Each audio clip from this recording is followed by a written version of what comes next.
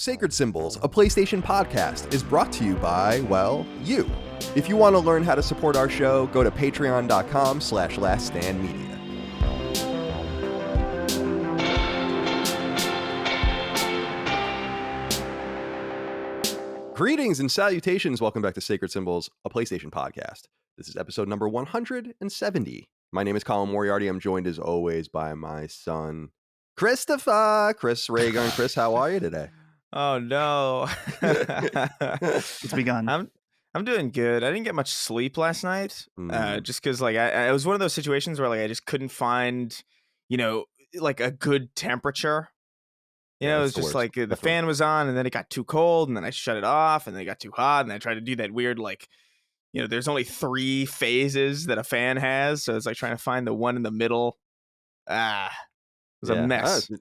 I totally understand. Temperature is so important. I like making it as cold as possible, as cold as bearable at night. But that's just my flavor. That's my personal flavor. Chris, we're glad you're here amongst us nonetheless today. And of course, Dustin Furman, executive producer of Last Stand and co-host of Sacred Symbols. How is your life? You're wearing what I feel like is a appropriate shirt for today. That's right. I don't know if that's intentional. I assume it is. Not really. I did think of it, but this was like, I'm starting to get towards the end of laundry, and like there was like a few. That's an end of laundry shirt. That's interesting. Well, it wasn't meant to be. I actually found it and I was like, this is a top choice shirt that I've somehow missed. And so I was excited that I found it and could wear it. Like it just somehow amongst the clothes was mixed up. You guys, I don't know. Totally. Do you guys have a pecking order of shirts and it's like, this one fits a little off. I'll save it till the very end. Yeah, definitely. So there's shirts I wear where I'm like, oh, no, I know I'm not going anywhere today, so I don't mind wearing this shirt or whatever. But I've said in the past, I have hundreds of t-shirts and I've gotten rid of a bunch of them too. Yeah. But I've just saved a bunch because my oldest shirts are my brother Dagan's old, like late 80s, early 90s t-shirts, like skating t-shirts, and those are awesome. But then over time, I've just kind of kept things here and there. Like that Castlevania shirt I have, the WMD shirt, which I love of the weapons from Castlevania. I got that in college, like 16 or 17 years ago. So some of these shirts come, and I totally agree. There is a pecking order, and I love finding a shirt that I'm like, oh yeah, I forgot I had this. But also I lament the shirts that I know I've lost over time that are gone forever. That's always sad especially when it's a good one and it's like a top tier shirt and it's just so happens to not be the strongest material. I had like a shirt that I loved that was like, I've talked about it before, but it was like the cast of Seinfeld and it just said Nirvana underneath it. And I loved that shirt. And it fell apart so quickly. Like within like 2 years it was gone. But I have a Bungie shirt from like 2009 that like is still exactly the same as it was. It's amazing. So, I think about that all the time. I have stuff from the 80s that I have a Champion sweatshirt from the FDNY from like the 80s that's like good as new. I can't believe it. But I will say this, that there was a time in the gaming industry, everyone wears graphic t-shirts. That was a huge joke, mostly because we were all so poor in games media that we would just basically wear whatever swag we got from the developers. And then over time, as you started to make a little bit more money, you're like, you know what, I'm going to clean it up. In fact, I remember specifically going to the mall on several trips in like 2008, 2009, 2010, being like, I got to clean this up a little bit. And then, so I started wearing button downs and getting a little more preppy, as it were. And now at 36, I never leave the house and I'm just right back into t-shirt mode. So who am I out there to impress? I don't care. Certainly don't. What are you going to you're going to talk shit about me out there anyway. Yeah. So what does it matter if I wear an Islander shirt? You don't care. Doesn't matter. Leave me alone. Anyway, good to be here with you guys. And what episode is this? 170. We're quite a ways in to the run of Sacred Symbols. We're quite a ways in, indeed, to 2021. There is a lot of news. This is a meaty episode. And want to remind everyone you can get every episode 3 days early, ad-free. Patreon.com/laststandmedia. Merch. laststandmedia.shop. Leave us nice reviews on iTunes. You can follow us on YouTube. Watch video versions there. Sacred Symbols Plus. By the time this goes live, so let me see, the day after this goes live for patrons, I'm going to do a conversation that will go live with Rick Hogue. We're going to talk about the nature of mergers and acquisitions, how they work. And of course, that is a very timely topic considering what we're going to talk about today and what's going on in the industry. And I don't think a lot of people fully understand how it even functions, including me. Yeah. I have a lot of questions. For instance, people are banding around, and we'll talk about it in a little while, perhaps, like Microsoft buying a big publisher, right? And I'm like, I'm not even sure how that works. Like Take-Two is a public company. So yeah, you either have to hostily take it over by slowly buying people's shares until you control 50% plus one, or you have to offer them money where they publicly take the share money, like they take your offer, whatever amount per share. So there's like a lot of weeds where it's not just money that's exchanged. There's way more to it, and I want to dive into that. So please look forward to Sacred Symbols Plus, that episode, and of course those are exclusive to Patreon for the most part. I don't know what we'll do next week. I have a few other ideas that I want to get into as well. We did a recent call-in with Chris. We do call-in shows with me, Dustin, mailbags, all of the rest. So thank you for joining us over there. More than 12,500 of you by the end of September are supporting us over there concurrently. We're at an all-time high. Thank you very much. Not that that means much for me, of course. Being at an all-time high. All right. Now let's see here. We have quite a few things to get into today. Mm-hmm. And I want to start with a couple of corrections, timely corrections, as we like to do. Remember, you can write into us on Patreon.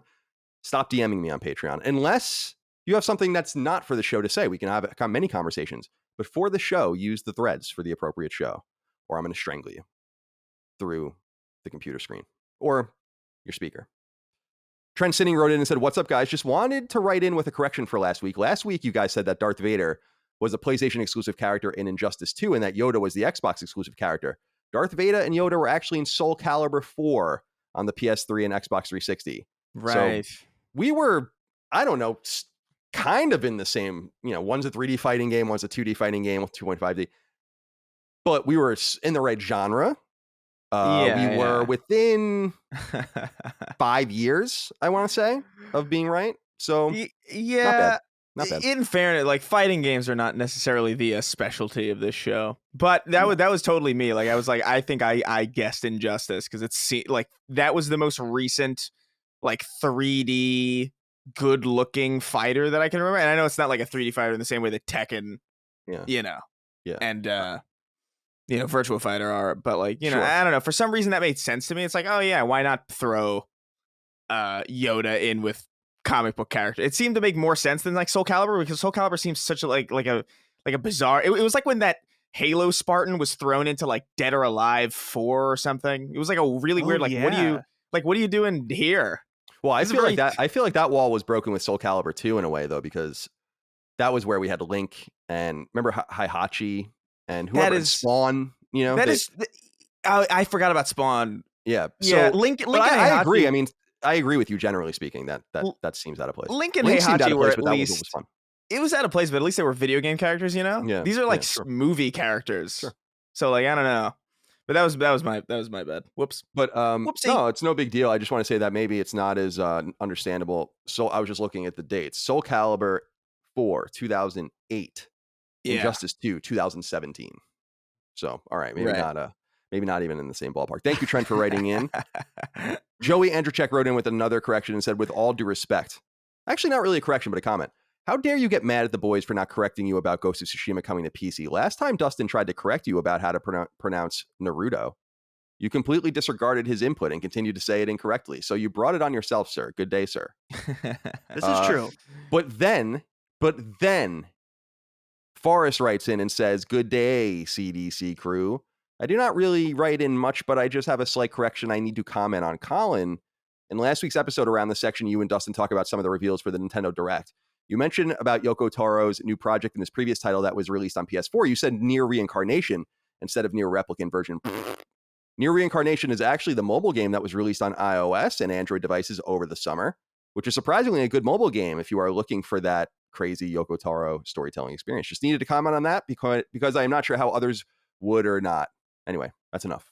Thank you, Forrest. No. Now, here's the thing, so Colin. Dustin, I mean, again, where are you on? You are. See, I just helped Chris, right? Because Chris was right now. Well, I just helped Chris because he said it was weird that those characters were in a Soul Calibur game, and I was like, no. Let me just help you here so that no one attacks you. Soul Calibur 2 had these weird characters, right? So I jump in as on, you don't want to stymie the conversation, but sometimes you have to anticipate the blowback. You understand? I'm sorry to interrupt you. Now, please. So, okay, the reincarnation and replicant, come on. I mean, these words are all gibberish at the end of the day, but I honestly did not hear that one at all. But they're real words. Colin, But I mean, yeah, I understand exactly what you're saying. Otherwise, Nier is gibberish. I love it. Just like Kingdom Hearts. It just doesn't make sense at the end. I mean, it makes some sense, but not really. Now, Colin, you try to bring these two in tandem here, and I think you're ignoring the greater point about we talked about Naruto. Yeah. And when he brought this up, when Joey brought this up, I was like, you know what? He is right. I think that something's happened to me subconsciously where I've made a correction, and Colin, you say, okay, can I move on now or something like that? And so maybe I've been hurt on the inside. I don't realize. Sure. I do want to say with the Naruto thing, or Naruto, right? Naruto. Dustin, how do you say FRANCE? See the defense mechanism coming right back in. How do you say FRANCE? How do you say it? Wait. Hold on. I honestly wasn't. The country. FRANCE. France. No. France. That's how it's actually said. Sorry. No. I'm sorry. That's how it's actually said. Has my back. We don't anglicize words apparently, so no, it's France. France. That's actually how it's said. The real listen. You can bring up these things. The comments have my back right now. I know they're here for me. Now I'm just reminded of this. I have such a passion about this because, and I think I might have said this on the show in the past. Barack Obama used to say Taliban and Pakistan, like Taliban and Pakistan, right? But not any other word he ever said. And I'm like, why are you doing that? Then it stopped for a while. And now I heard some people doing it again recently. And I'm like, it's okay to anglicize words. That's what we do. We do it with everything. We're speaking largely Latin. You know, that's been drawn through time and stretched through countries. And, you know, so that's my argument. Naruto is the anglicization of Naruto. No one says Naruto. No, they don't say Naruto. This is a bad argument. No one says Naruto. Just like Man of Medan. I have never heard you put on an accent like that, and it was really jarring. It was just really here's the thing, Colin. Yeah. Since you engage your defense mechanism, I'm gonna give into mine and just ask the audience what they think about how you say compass. Compass. Oh yeah, you're saying that wrong. People. Let them know. But I'll listen. I'll just say this and say, like, if I was there, I would have caught that. Yeah. Yeah, it would have been so obvious to me. Sure. I would have been like, hey, you're talking about the mobile game, the Nier mobile game that I know everything about, idiot. Sure. That game I would have jumped in either. Well, this is why we need you here. Yeah. We can't always rely on Dustin's acumen to keep us in line. But Dustin, I appreciate it nonetheless. Bruh. Injured at the beginning of the show. I'm trying to, before we build you up, we have to tear you down. I mean, this is classic, right? I mean, that's the way it has to go. Wow. You have to unlearn everything so you can learn it again. In other words. This is sacred speak of some kind, like it's a new language. Fox Hop Smash, guys, I have a tale of what I would consider betrayal. And I want to know what you think of this. Fox Hop Smash wrote in and said, "Hello, Sea Dogs and Dustin. I'm behind in episodes and I finally caught up to the 4-hour PlayStation Showcase show, which was fantastic. Thank you. I would like to formally apologize to the writer Brandon, whose fly was down for the pictures with the boys. I was in front of him and could have probably saved him. My wife noticed it before me because she was actually helping him take photos, but by the time she told me, it was too late. So I am sorry, Brandon. Hope your fly is up now. Might want to check just in case." Thank you for writing in, Fox Hop Smash. Chris, what do you think? I mean, this is audacious. I mean, if you're in a group where you're more, it's not like you're not in public. Let me give you an example. You're at Yankee Stadium. You're on the concourse. Someone's like, "Hey, can you take a quick picture for me?" You snap a picture, or while you're snapping a picture, you notice the fly is down. Do you just snap the picture and hand it back to them? I mean, me personally, as awkward as that is, even a stranger in a 50,000 person stadium, I'd be like, "Your fly is down. I hate to tell you." You know. So isn't that kind of a similar thing? How did he not save this man? Well, I don't get it. I don't know. It's not like everybody's going commando, you know. Sure. I would, if that was the situation, then I would have said something. But I don't know I don't know. It's like, big deal. Your fly's undone. Ooh, the big secret's out. You're wearing underwear. You know, like, whatever. Who cares? I don't care. I probably wouldn't have said anything. You know, because now we have now the difference is now we have a story. That's true. You know, that's true. And if I had saved him, he wouldn't have this story, and it wouldn't be a funny little circumstance. Also, you can crop photos. Like, come on, does anybody really need to see your pelvis? in like a like I don't know, like just Someone it's your face, right? You want like to be seen wherever the hell you are. That's why selfies. Nobody goes like, oh hey, here's a selfie, and it's them from the pelvis up, like a psycho. You know. I will say, what is that? Do you guys know the guy on Twitter? He might be on other social media too. That you send him pictures that you want like fixed in some way, and then he fixes them, but like very literally. Do you know what I'm talking about? I don't know. It's like a dude who it'll be like, can you take my boyfriend's hat off his head or whatever? And it's like, but they like take it really literally and like remove his whole head and like, but it's like beautifully done. If anyone knows what I'm talking about out there, I'm sure some of you do. It's awesome, and that's what it reminds me of. Is this guy's doing like real hard labor. This seems like a trivial, like you said, cropping situation. I could even handle that. But Dustin, I saw you react to this. Yeah. And I'm curious what you make of this. I mean, Chris is an agent of chaos. I understand what he means when he says you got a story now. This butterfly effect is in motion. We've stepped on the bug, etc. Sure. But I feel like there's another reality in which because this is going to be a thing he cringes about for the rest of his life. You know how you have those things that you've done that you never forget about and you'll always wonder, even though no one else thinks about it. I feel like that's going to be one of those things for him now. And that's who is this again? Fox Hop Smash. Fox Hop Smash is one of my most loyal Twitch viewers. So this is someone I know and that I spoke to during this. I remember this interaction with him. And just to be clear about this comment here, he says his wife noticed it before me, but it was too late by the time the photo happened. So the question is then about Fox Hop Smash's wife. Now, we don't know this woman. We don't know much about her. She may have been in an uncomfortable situation. You know, she's at this thing for her husband. There's a bunch of dorks there. Her husband is excited to meet a bunch of dorks, and it might just be an uncomfortable situation. And so maybe she's already feeling, uncomfortable. And so to make that step to tell a man who is already in a tense situation, he's meeting someone that, he's a listener of our podcast. Maybe she didn't want to embarrass him in front of us. It's fine. You can say that. I make him a little nervous. Yeah, maybe this man was a little nervous. So the question then, I think Fox needs to talk to his wife and then write into us about her. We need to hear her side of why she didn't say anything. Yeah, I agree. I think the story is yet to be fully uncovered, and like a true crime podcast, which this sometimes I guess now will be. We'll get involved in solving this mystery. I'm still waiting to hear back from the man who shit himself. Where are you? Someone find him. Yeah, find the man who shit himself on the date. We had multiple. I need an update. Do you have little shit babies now running around or something like that? It's been a while. Shit babies. Has it been that long? I mean, it's been long enough. I would say that where they could have popped one out by now. Yeah, maybe not running around, but certainly existing. Yeah, definitely not like sprinting around like Usain Bolt. But they could certainly exist at this point, no doubt. Yeah. All right, let's see here. Oh, there's one more kind of. We got to put another period on something here. Matthew Novak wrote in and said, "Hey CDC, I've been a fan for years, but have never written in before. I was watching the recording of the live show on Patreon, and it came. Oh yeah, we didn't. I got to talk about that in a minute. And came across something so disrespectful that I just had to write in the crime. Colin's dismissal of Dustin's bidet. Yes. I'm a proud Michigander, so I haven't grown up with bidets like those people across the pond. But ever since I got a bidet in late 2019, I feel like I've entered an elite society. I now look down upon people with bidets as dirty. I would gladly give up both my Series X and PS5 if my bidet brethren told me to. So, Colin, I think you should reconsider your stance and join the club of elite people like Dustin and I who voluntarily shoot water up our asses." There's so much uniquely European about this.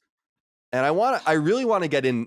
I don't want to get more deeper into that. So let me just kick it over to you, Dustin. Do you take as much offense as Matthew does? Because I'm just going to reiterate. I want to reiterate one more time.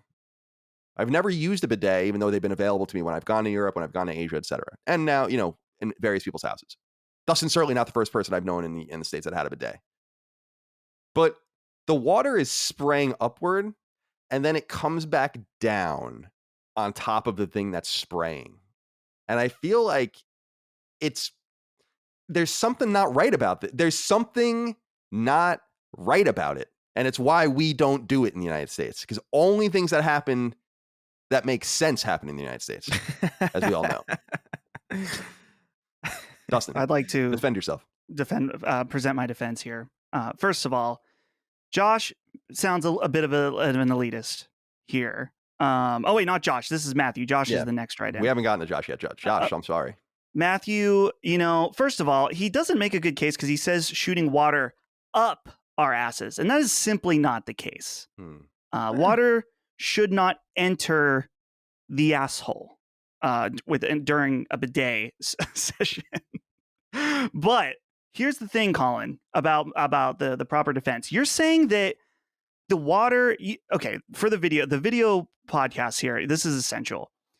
You're imagining that the sprayer is directly below the anus, that it protrudes out from below the toilet. That is simply not the case. There is an angle going on. So there's the back of the toilet. It's just a little tiny nozzle that comes out, and then it sprays at an angle up towards your asshole. And then the water then proceeds down into the toilet. Do you wipe first? No, you wipe after. You wipe to dry after. things off. After. And just to double check everything. But here's the thing about here's my stance. If you don't want to use a bidet, that's fine. Yeah. I know this is the meme argument, but it must be presented. If you got poop on your arm, would you wipe it off with a dry towel and then move on with your life? No, I understand that, which is where I think the wet wipe comes in. The adult wet wipe. The normalization of the adult wet wipe in the last 15 years or so, which was not a thing when I was a kid. Like, I'm sure they probably existed, but no one had wipes in their house for fucking adults. And now, like, it's just a thing. Yeah. So I feel like that's really ameliorated the situation. Although I agree with you, it is weird, but I feel like it is a bit of a stopgap in some way until how distant can you be from a shower? And I'm not saying literally, but rather figuratively in time, right? You poop at 2 o'clock, you go home and you take a shower at night, maybe 7 o'clock. You're 5 hours distant. So you're getting rid of the essence of it. And the rest, the microbes and all of that might linger, those go later. That's just reality. But then if you're having a really what I would call a heinous or catastrophic shit, you might use a wet wipe.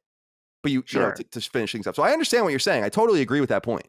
You're arguing that you're okay with the essence of poop lingering, and that's no big deal. I'm arguing that I think we were okay with that for a long time. Yes. Sure. And then and what I'm saying is that I think the wet wipe has ameliorated that. Upped the game, as it were, right? Because if you're a foot away from away from my ass, right? I had just shit like 10 minutes prior, I don't think you're going to smell anything. But if you get all up in it, of course you're going to smell shit.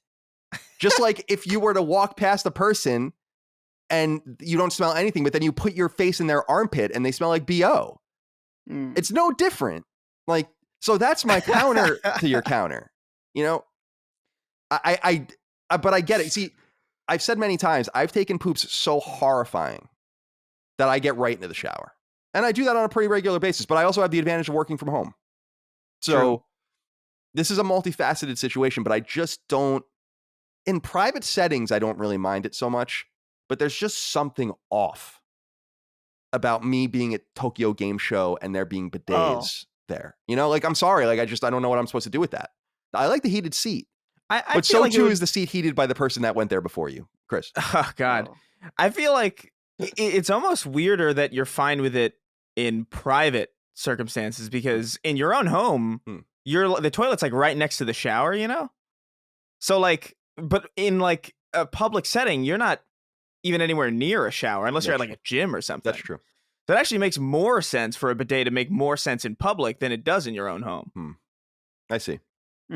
Yeah, I'm unsure about this public bidet. I've never come across one here in the States, like seeing one. So I don't know what I would do in that situation. I feel like I'm in agreement with you there, Colin. I think we found some common ground that the public bidet may be a no-go. I'm at the point where I don't use the public hand dryers, like the ones that shoot air out. Yeah. Those like suck up piss crystals and stuff. We can't be using those. Piss crystals? Yeah.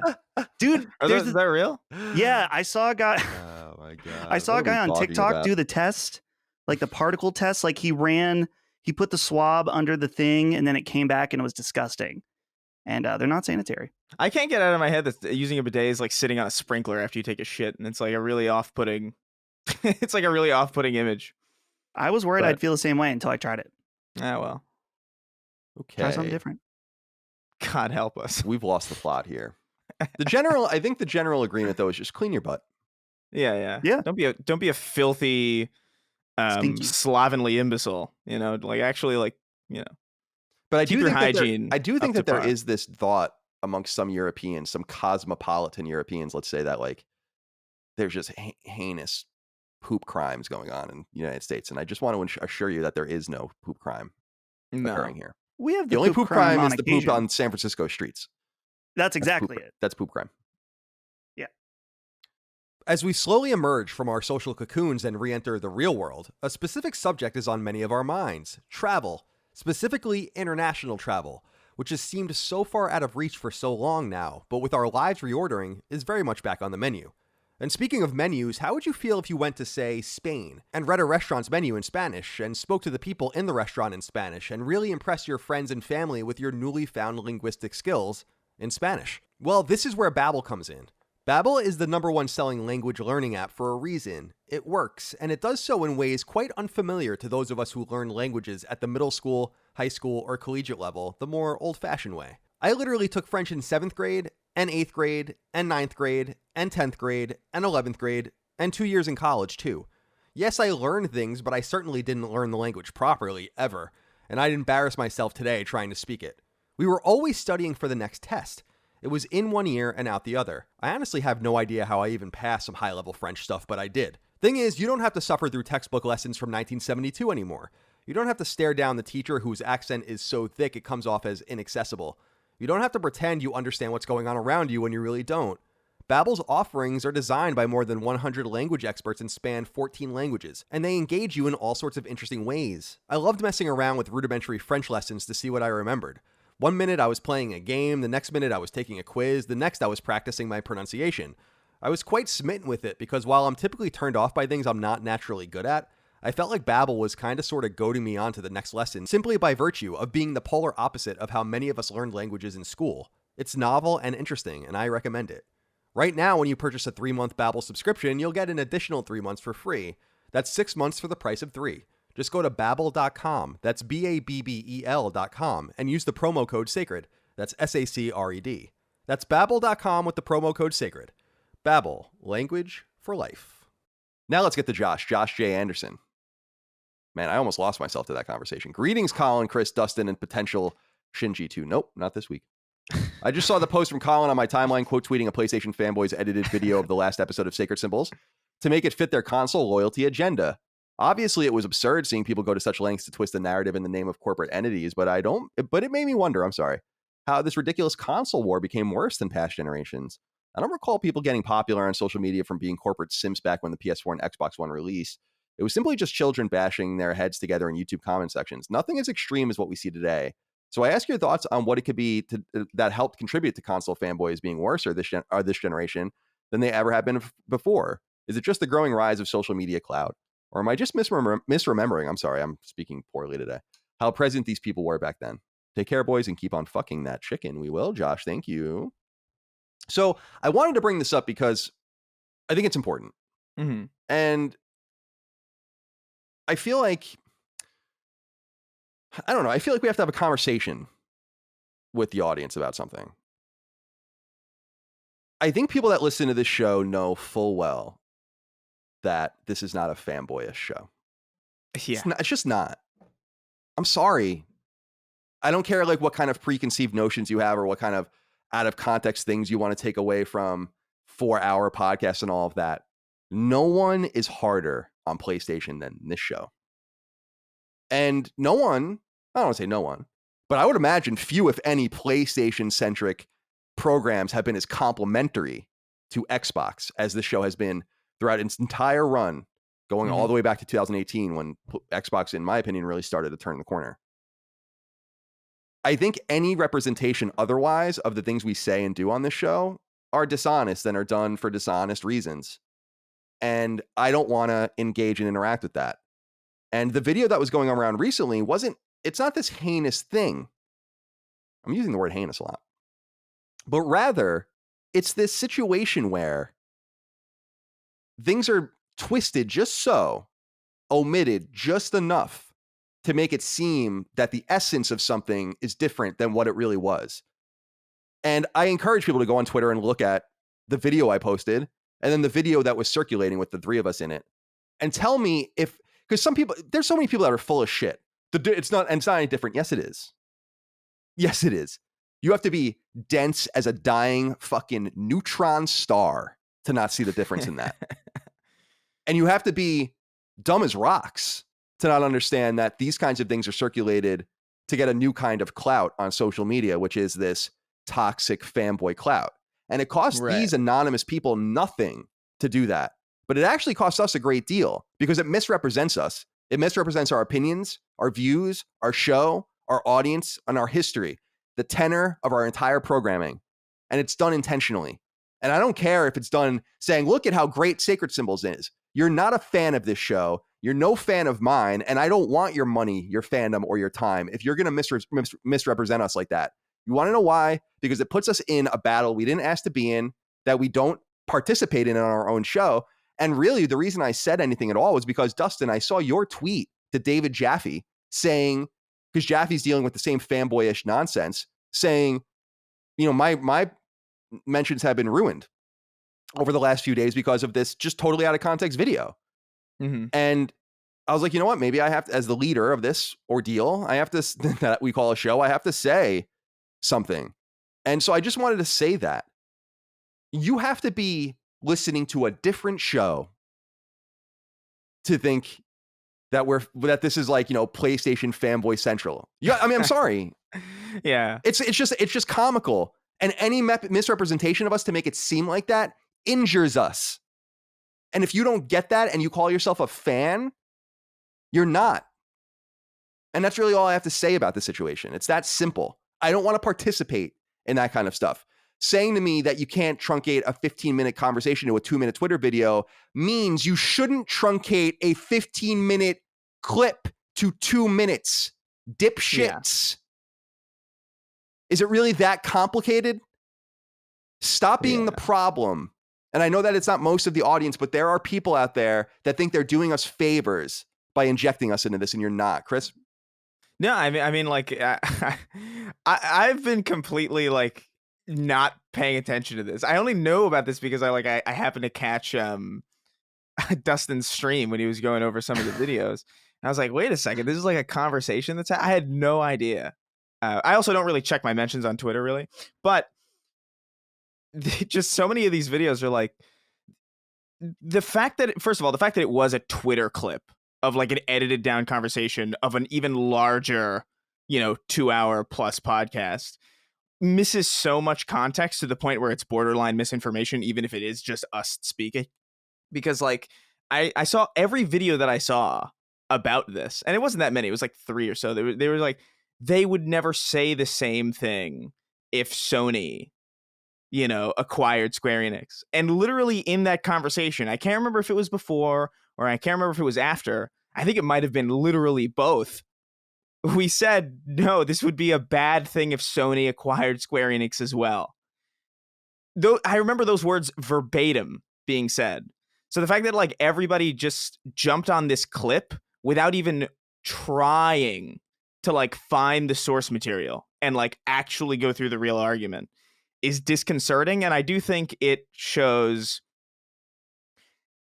a deeper symptom of the problem of kind of content creation right now, where it's very easy to monetize loyalty in a way that it really hasn't been. I think the last 4 or 5 years have been very, divisive and, very, I don't know the word, antagonistic, right? In general, in the realm of politics and even just beside that, like even in entertainment, it's like very weird. Little things happen, like, oh hey, this incredible director thinks Marvel movies aren't cinema, and that's like a huge deal for some reason, even though it's just one guy's opinion. The fact that the most extreme opinions get the most attention is what motivates people to take normal, non-controversial opinions and twist them into something extreme. And it's deeply annoying. And I don't know if there's really a way to avoid that. I think that's just the environment that we're in. But I would agree that, you know, it doesn't help the show when you make us seem that way, because that's not what we do. You know, we've complimented Xbox so much. It's hilarious. Yeah, I think that they're doing a better job in many ways. I mean, how explicit do we have to be? I've tweeted like 50 times probably over the last couple days about how good Halo is. You know? What? It is a PlayStation like fanboy show? Come on, guys. That's insane. Right. And I'm glad you reiterated what I'm mad about with like just dipshitted people that choose to act like this online. Yeah. It's not most of our audience. I would assume, I mean, the thing is that we're not even talking to almost anyone on our audience except for people on the very periphery, because you have to be willfully lying to people. And it's like you said, making a whole video and without going to the source and seeing what was actually said uncut. I mean, there were a couple cuts in that video that are literally like seconds long, and it's in linear order. But when you remove a bunch of context, it's like you're cutting a sentence in half. Don't do that to us. It's just not right. It's not fair. And like I said, what really got me incensed about it was seeing how because I'm like, I don't know, I'm older than you guys, and I've been around this space a lot longer, and I've been attacked for so much that I'm kind of just at some point I'm like, eh. But when I saw, it's almost like a fatherly thing. When I saw Dustin kind of being like, this sucks, I'm like, you know what? Let me jump in. Dustin, what do you have to say? So, I mean, I feel like it's framing your content around console wars is low hanging fruit.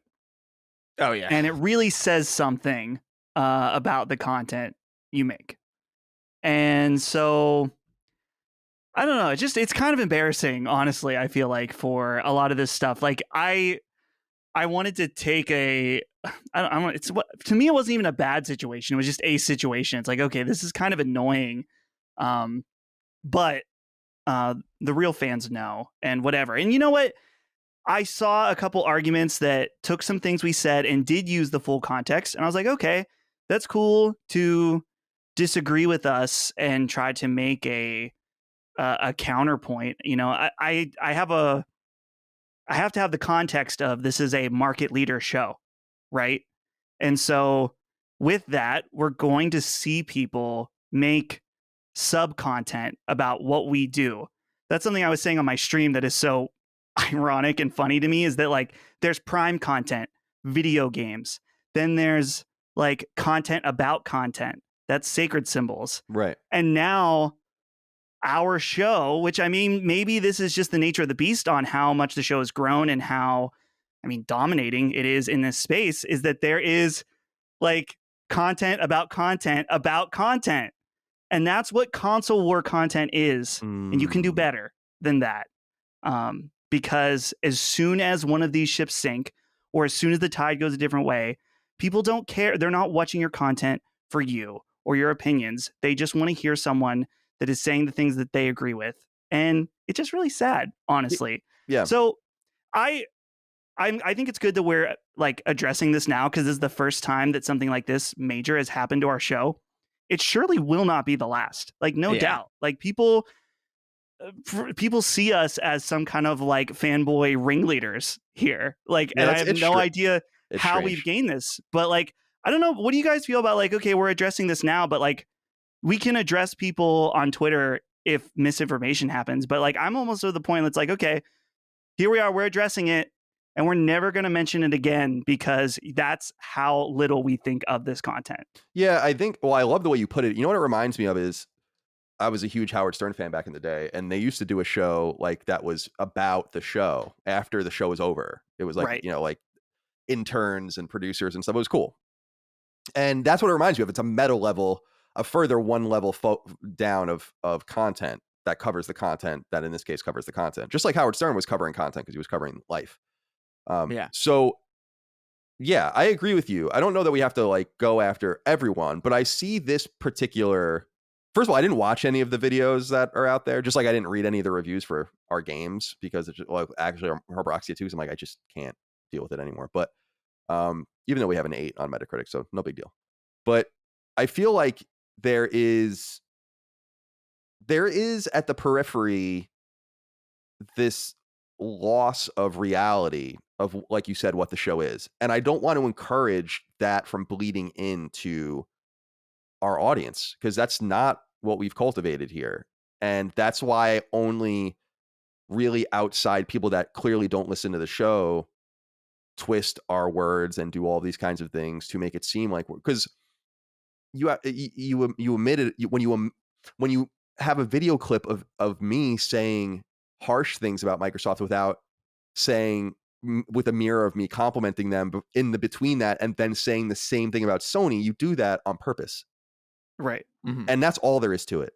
So I do want to talk about that just because it's important for us to continue to cultivate something. We get letters and DMs and et cetera every day from people saying this is a great community. Thank you so much for being welcoming. We're finding great people here, et cetera, and so on. We don't want this shit in our community. And I'm not afraid to say it. And they're doing the same stuff to Defining Duke as well. And we have to just continue, I think, to make examples of people when necessary. But I don't think we have to do it all the time. But if we get heat about something you took out of context, then even if people are like, oh, the context isn't the same, I'm still gonna tweet what was said so that people can at least see if they're curious. And to the point, we got many a message, many a tweet from people being like, yeah, I was wrong. I didn't see the full context, et cetera, and so on. So we did change hearts and minds by swinging back. And every once in a while, I think you have to swing back at the bully. Yeah, that's just my take. All right, let's get into more pertinent things here. We're going to talk more about Xbox in a moment, but before we do, I have original reporting, and it's only original because the games industry media is lazy or ignoring this story. But a listener rather, of this show reached out to me. He's from Hong Kong and he plays FIFA, and he typically makes his name stand with HK, which he's been using, I guess, for a few years on there. And he sent me a video, which I tweeted out, and you guys can check it out. It's from September 25th, so it was a while ago. But he basically shows a video about how EA's game now spits that name back, and it says the entry is filtered because it may be used to offend or harass other players. So a little bit of original reporting about the continued erosion of, I don't want to say freedom of expression, but kowtowing and appeasing totalitarians to keep their markets open to your games, now continuing on with FIFA, although FIFA has been a place that this has happened with other things as well. And the more pertinent thing I want to talk about right now, and I want to kick it over to you first, Chris, because I saw you actually tweet about this. And this happened almost like a week ago by the time we're recording, but it's just bad timing for our show. The Initiative, the so-called quadruple A studio that Xbox founded back in 2018, I want to say now, announced, not even in a post, but in just a couple of tweets, that they're partnering with Crystal Dynamics, a Square Enix-owned, ostensibly third party to Microsoft or to Sony or to Nintendo developer, to work on Perfect Dark with them. And this was, you said in your tweet, this is baffling, and I agree. Now, this caused a lot of consternation simply because some people are like, well, this happened in the past. I mean, 21 years ago, Capcom made 2 Zelda games. Don't you remember? I'm like, yeah, I do remember. Like, yes, you're right. But it's incredibly unusual. And yeah, I'm curious what you make of this from both angles, because I actually think it says a lot more about Crystal even than it says about the Initiative. But what do you make of them collaborating on a Perfect Dark, and what do you have to say about it? Yeah, so it's just baffling to me, not in the sense that it's unusual that studios, work in tandem on projects. Obviously, like plenty of like I can't even count how many studios worked on Destiny 2 like throughout its life. It's a hilarious amount of studios, and I understand that that's like a thing that happens. It's just that usually that kind of thing is not necessarily announced in such a like fanfare-ish. It's not usually like, hey, we're excited to partner with, I don't know, some random developer to bring this game to life. It's usually something that happens in development like just sort of in the background, just like during production. And it's not necessarily like this huge like announcement. I don't even know why you would necessarily announce that. And that was really the baffling part of it. Just the fact that it was worthy of an announcement at all from the studio. And then that it's Crystal Dynamics, you know, a third party, you know, that in and of itself was weird because, yeah, Xbox is first party and like it's just a. And what does Crystal Dynamics know about making first person shooters? Like it's just a very strange partnership to me. I get that like quadruple A probably doesn't mean anything. I think we've all been saying that for a while. Yeah, but it's just hysterical. They're the ones who said it. I wouldn't even be surprised if it was literally like a typo and they were like, whoops. I've heard people say that, but I don't think that it is. It might be, though. I haven't heard anybody say that. I have heard that claimed. That it was like a misspeak or a typo, but I'm like, no, I don't think I wouldn't be surprised because it's like, what does that even really mean? But it's just confusing to me because I just don't think it's like an announcement worthy thing. I don't think Crystal is like really like an exciting studio to work on a first person shooter. And I think it's just bizarre that like a third party developer is working with a first party entity to bring a first party game to market. It's just a very strange thing. And I'm sure things like this have happened, but that doesn't make it any less like, I don't know, that doesn't make it any less strange to me, especially when the initiative, again, touted as a quadruple A studio, should be able to either get this done by themselves or at least with other studios in the Xbox first party or like more dedicated support studios that exist. So I don't understand this partnership at all. Right. Well, I should be clear because you're right. And I should be clear to the point, or that clarity is so important. We were just talking about it. Yeah. That, yes, like 7 teams, I think, or something like that worked on The Last of Us Part 2. The point is that you don't announce that. You find that out in the credits. And often games are done totally ghost. Happens all the time. There are studios of hundreds of people that you've never heard of that not only contract work and stuff, but make entire games basically, and then do it under a label. And then there's this other thing that's happening where we talked about it with Bethesda actually back in the day, where everyone's like, look, Avalanche and id are working together. And I'm like, no, they're not. Avalanche made that game. You know, it's just like Bethesda Game Studios and the Austin team. It's like Bethesda Game Studios didn't make fucking Fallout 76. And so there's like an obfuscation there too, but it's usually done with third parties on third parties. So that was Bethesda before they were first party. Yeah. And then obviously these relationships occur mostly in second party. So that's another thing. But you're absolutely right. That was the weird thing to me too, from the Crystal standpoint. I'll throw it over to Dustin here. I was like, Crystal Dynamics, very talented studio. Microsoft has a history with them. The lead of the initiative used to run that studio. So there's obvious connections there. Yeah. But they don't make shooters. So I was thinking about that. I'm like, they're not a shooter team. Perfect Dark is going to be a shooter. I don't know if you want to say Lara Croft is kind of in that mix, maybe. But Dustin, the thing I was thinking about with, and this, I don't know, this is conspiratorial, but Square Enix can't be very happy with Crystal Dynamics. Now that might be Square Enix's fault. They greenlight the games, they fund the games, they produce the games, all of that. But I can't help but wonder if they're being rented out to make some money. And that was the big thing that I saw when I saw that. I'm like, oh, Crystal Dynamics is fucked because they made Avengers and now they need to get that guaranteed money. And Square Enix is interested in that guaranteed money. And they've used Crystal in the past for that guaranteed money. Remember that, what was it? Rise of the Tomb Raider was Xbox exclusive for a limited time. So they got that guaranteed money. Avengers just went to PS Now. Now it's on Game Pass. So they want that guaranteed money. So is my conspiracy theory right here? I feel like this is the essence, the magic. I'm using that word a lot today too. The magic of this deal is actually in Crystal Dynamics trying to make some money for Square.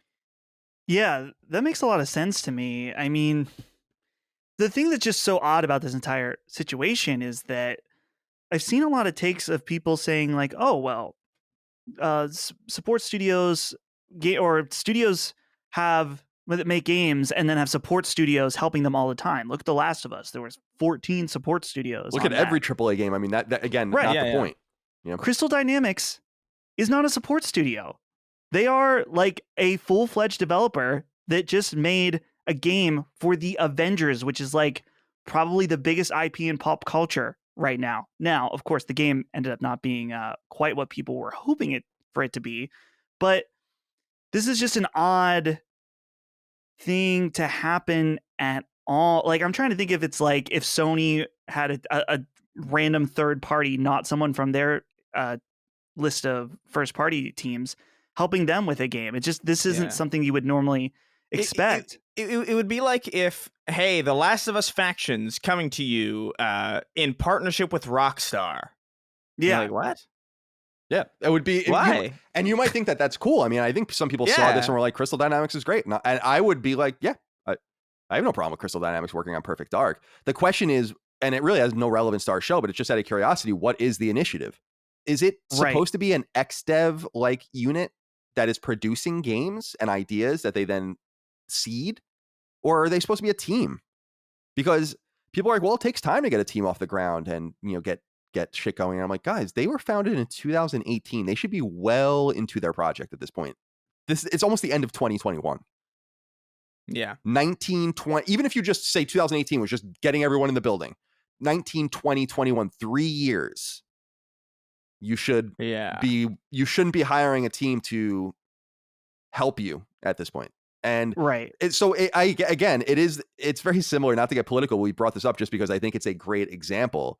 When Joe Biden was arguing about the Afghanistan situation, saying, what do you want me to do? Send another generation of boys and, you know, our men and women to die? And it's like, no one's saying that, Joe. And it's a very similar thing here where it's like, no one is actually arguing the things people are saying they're arguing about this. All people are saying is, this is strange. It's not strange for teams to work together. It's strange that you would announce it. It's strange that Crystal Dynamics would be one of those teams working in support. And it's interesting. Of course. Yeah. And that's why they announced it, so that you wouldn't find out. Right. Dude, and they announced it like during a Nintendo Direct, which is like, you know, in the evening, right around, and I can't remember if it was during or directly after a Nintendo Direct. And I think that another element of the strangeness, Colin, of why I think, you know, it's perfectly reasonable to raise an eyebrow to this is the fact that Microsoft was saying this is a quadruple A studio. It's like you went on the limb to try to make this sound, you know, like amazing. This huge studio that's taking gaming one A further with quadruple A. Now we're in the quadruple A space. So I think they kind of played themselves on that one. It's just so strange because you'd expect something like, you know, Saber Interactive, you know, which is like a very really, you know, a pretty renowned support studio. They've worked on a lot of stuff. They worked on like Halo and like Call of Duty. Like they exist, and they actually have a lot of experience with shooters. You know, so it almost would make more sense. It's just the nature of this, like the third party nature of Square, not Square Enix. The initial, what the fuck? I'm getting all mixed up now. Crystal. Yeah. And just the fact that I think what baffled me the most is just the announcement. Like, you don't gotta. Like it's well, I think to me it seemed. Another reason it was strange was because it seemed half-hearted. If you want to embrace this and say like this is a big thing, write a big blog post, have a video interview, maybe have a Twitter post. Yeah, like have Phil doing something, like whatever. But this was like was said, kind of like, oh, by the way, that way when the news comes out later about what's actually happening with this game, one way or the other, it's not a surprise. And that's why I said they're saying this so it doesn't leak, because if it leaks, then they lose control of the narrative and they're never going to get it back. So at least until the game comes out, maybe it's great.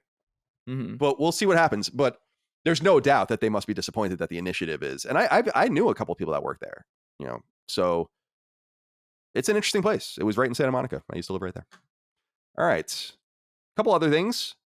Sony owns Evo now, of course, fighting game tournament. Evo 2021 showcase canceled. It says on their social media feeds, in part, quote, the goal of the Evo showcase is to bring together the best players from around the world in a live in-person format.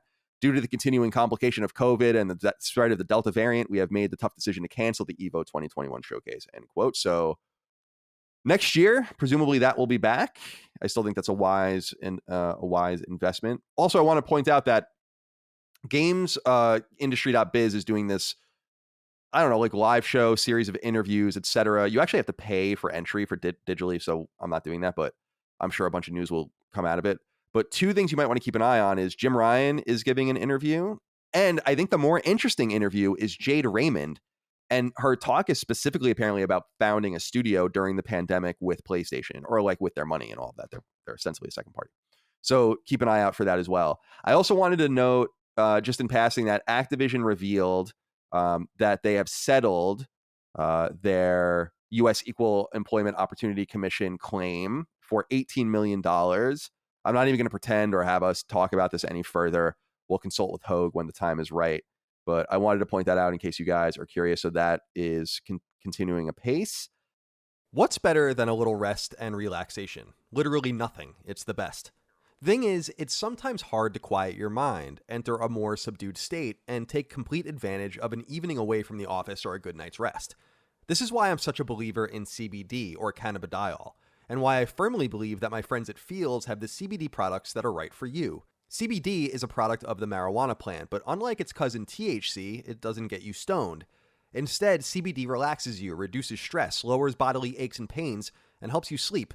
It also happens to be legal pretty much everywhere. I'm a user of both CBD and THC, so I well know the difference between the two.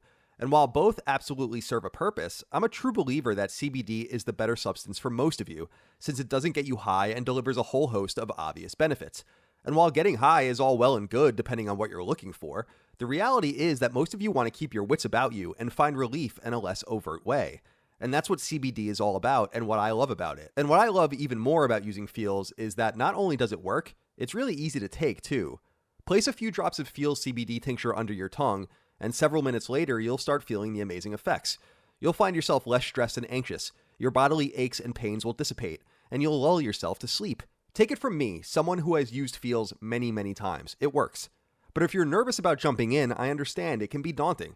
That's why Feals' helpline, staffed by real live people, is such, well, a help, since they'll assist you in figuring out exactly what's best for you, including Feals' other products too, like simple-to-take CBD mints. In other words, there are no more excuses. Thus, there's only one thing left to do. Try Feals for yourself. Head to feals.com/symbols. That's feals.com/SYMBOLS to get 40% off your first 3 months with free shipping.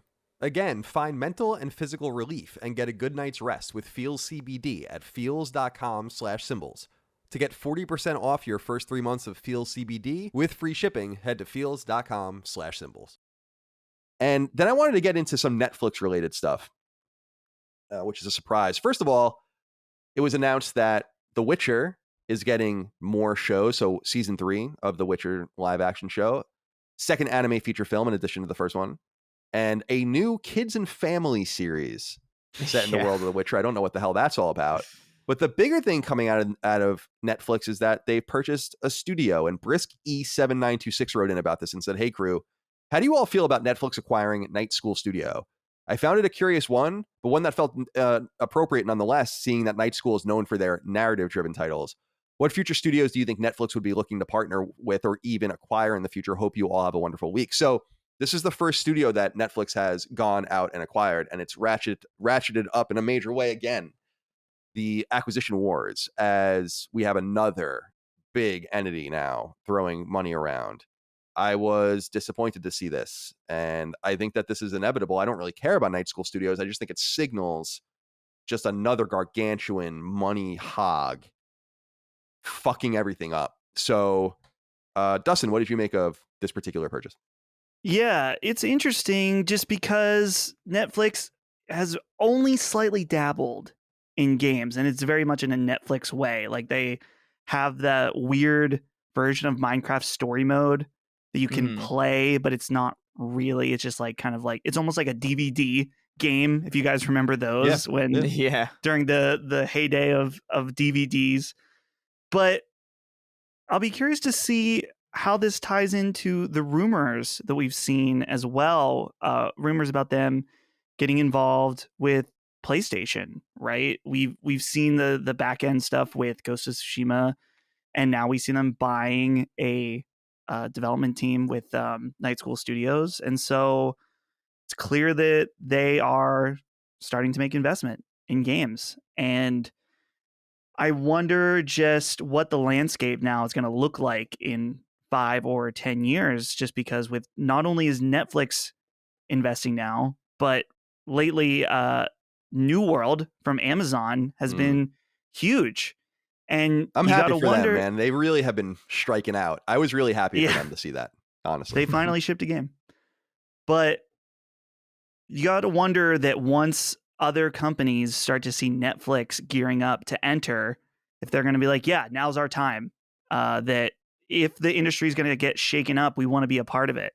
I've always wondered if someone like Apple could get involved. Like, could Apple enter the games industry as well, since they have so much infrastructure, so much goodwill already with their customers? But I think that this is the beginning of a new era. Mm-hmm. What do you make of it, Chris?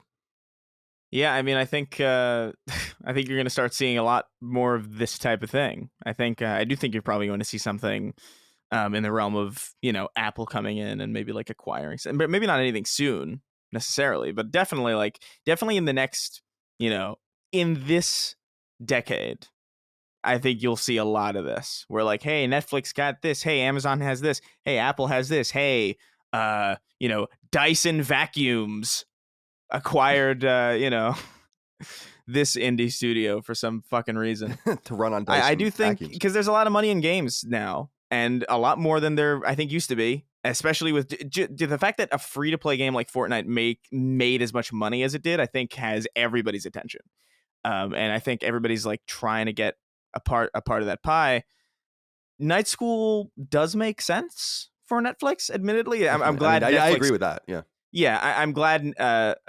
You know, an entity like Netflix didn't buy like, I don't know, Avalanche. You know what I mean, or something. Yeah, or something. Just I think like, Microsoft's why gonna would buy them? Yeah, well, we'll see. But yeah, that's my prediction there. But yeah, you're right on that. Night School does make sense. I mean, it's not like some weird like kinetic game team. They make Oxenfree and Afterparty. And by the way, the good news is, and this was an important thing I thought, was Oxenfree 2 is still coming to PS4 and PS5 in 2022, and Netflix is going to be the publisher. So that'll be a pretty interesting cross-pollination. It's also coming to other consoles, so they'll be the publisher everywhere. But I wonder if Netflix will gobble up teams and kind of let them do a little bit of both. I don't think that they have any reason to do that. And I think the only reason that Oxenfree 2 is going to come to consoles is because it's all the way done, basically, at this point, I'm sure. Content complete. Yeah.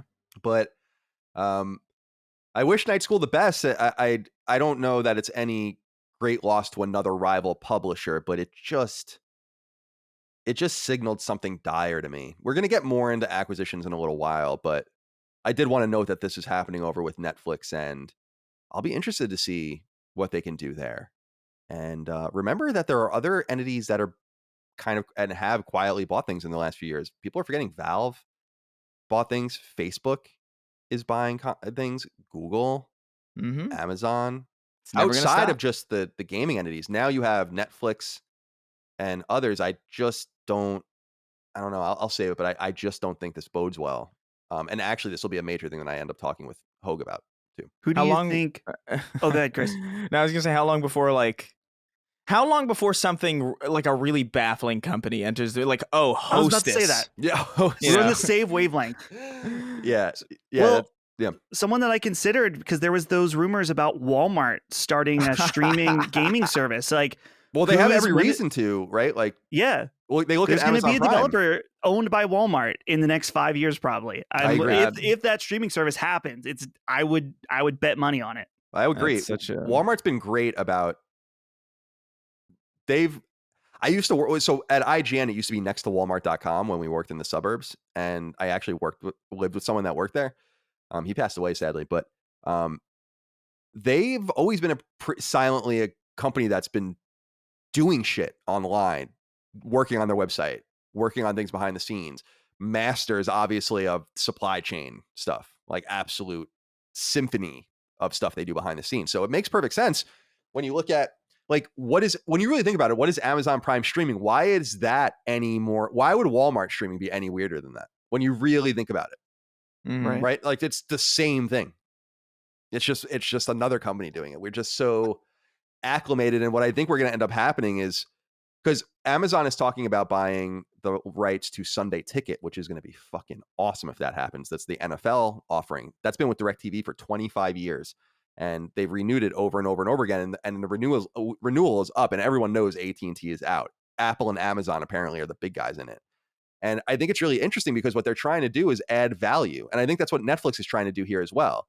Because everyone's like, oh, what are they going to do with on Amazon with NFL? And I'm like, it's going to be part of Amazon Prime. Just like the games would be on Apple Plus. Just like Night School's games are going to be on Netflix. So they're trying to steady themselves with an array of content. It's happening. And it sucks. But Lilymo is for sale. If anyone wants to. Circuit City, now's your chance. Yeah, come back, Circuit City. Come back, Circuit City. There have been some weird players in games in the past. I think the weirdest player of all, people might not know this unless you're very old like me, is Quaker Oats. They were a publisher of games in the Atari era pretty prolifically. And there were others too, because it's the same thing. You see money, you know? Yeah. I know. I remember I played a Captain Crunch game. Dude, it came in the box. Yeah, it came in the box. It was like Crunchling something or whatever the hell. I don't remember what it was. I know it was awesome, Crunchlings. Dude. Yeah, I had that. So there's a lot of weird players in the games industry. All right, let's see what else we have to get through here. Quite a few more things. Oh, I wanted to just say this, Chris, and I'll be curious. Well, actually, for both of you, Battlefield 2042 open beta dates. The open beta runs from October 6th through 9th. 2021. And you can check it out if you'd like. I'll be curious what you guys think of this. Are you going to check it out? Yeah, no, definitely. Like I'm really curious about this. I think it looks awesome. Like everything I've seen so far. Granted, we've really only gotten CG trailers. But I think they're on the right track with it. What little we've seen of the actual game looks really good. It looks significantly better than, Call of Duty's offering this year, which is like really interesting because this is the first time that I can recall in a while where Call of Duty is almost like universally kind of like not looking so hot. And I know that we had that one trailer where like it was like Battlefield 1 versus I think it was Infinite Warfare. I could be getting the names wrong because they're all the same. But I remember that year it was like everybody disliked the trailer, but I think people were still excited for the game. This year has a very different tone. I don't know if it's just me, but like I feel like a lot of people, like even because there are members of my family, like younger people who are still playing these games, and even people who like have been in the COD ecosystem for a long time. I have a 13-year-old, young friend of the family who's like, I'm not going to get that. It looks like shit. I'm like, that's surprising from like a 13-year-old because when I was 13, I was just getting whatever the hell my friends were getting, Right. So, well, maybe children are becoming a little more discerning. I'd like to think I was discerning at 13, but I definitely wasn't. Yeah. I'd play basically anything Japanese at that age. So how discerning was I? Well, maybe pretty discerning. That was a pretty golden era. But Dustin, will you check out Battlefield 2042's beta, open beta? Yes, I was just checking the dates because I'm going to be going to Virginia actually around that time, but I'll be home for the beginning of it. So I definitely want to check it out. I'm excited about this. I was seeing some leaked gameplay of before it was like out, like it was like alpha gameplay or something, and it looks cool. I've never been good at Battlefield games ever, but I want to check this one out. I feel like it looks good. I saw you playing. I screenshotted it too because it really confused me. I went on Discord and I saw Dustin. You were playing Battlefield 1943 for like a split second. Battlefield 1943? Oh yeah. Yes, I was. Dude, I was on my Series X. The worst console ever, the Series X. Yeah, I hate that thing. Xbox Series X is the worst console ever. I'd rather have a Wii U broken. But go on. I was on it and I was looking in the apps, like it will show you everything you've had, just like PlayStation, all this stuff you've bought. And I was like, whoa, this game's on backwards compatibility. I wonder if the servers are still up because I used to love this game. And sure enough, they were. I got into a game instantly. I got into a game of Battlefield 1943 faster than when I was playing like Halo Master Chief Collection a few weeks ago. Like it was like instant.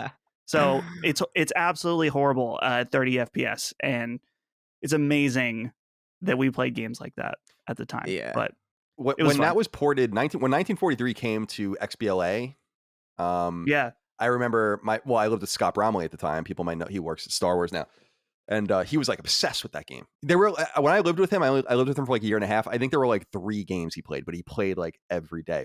I watched him play Plants vs. Zombies so much that I became obsessed by proxy with it. Because it wasn't on PS3 yet at that time, remember?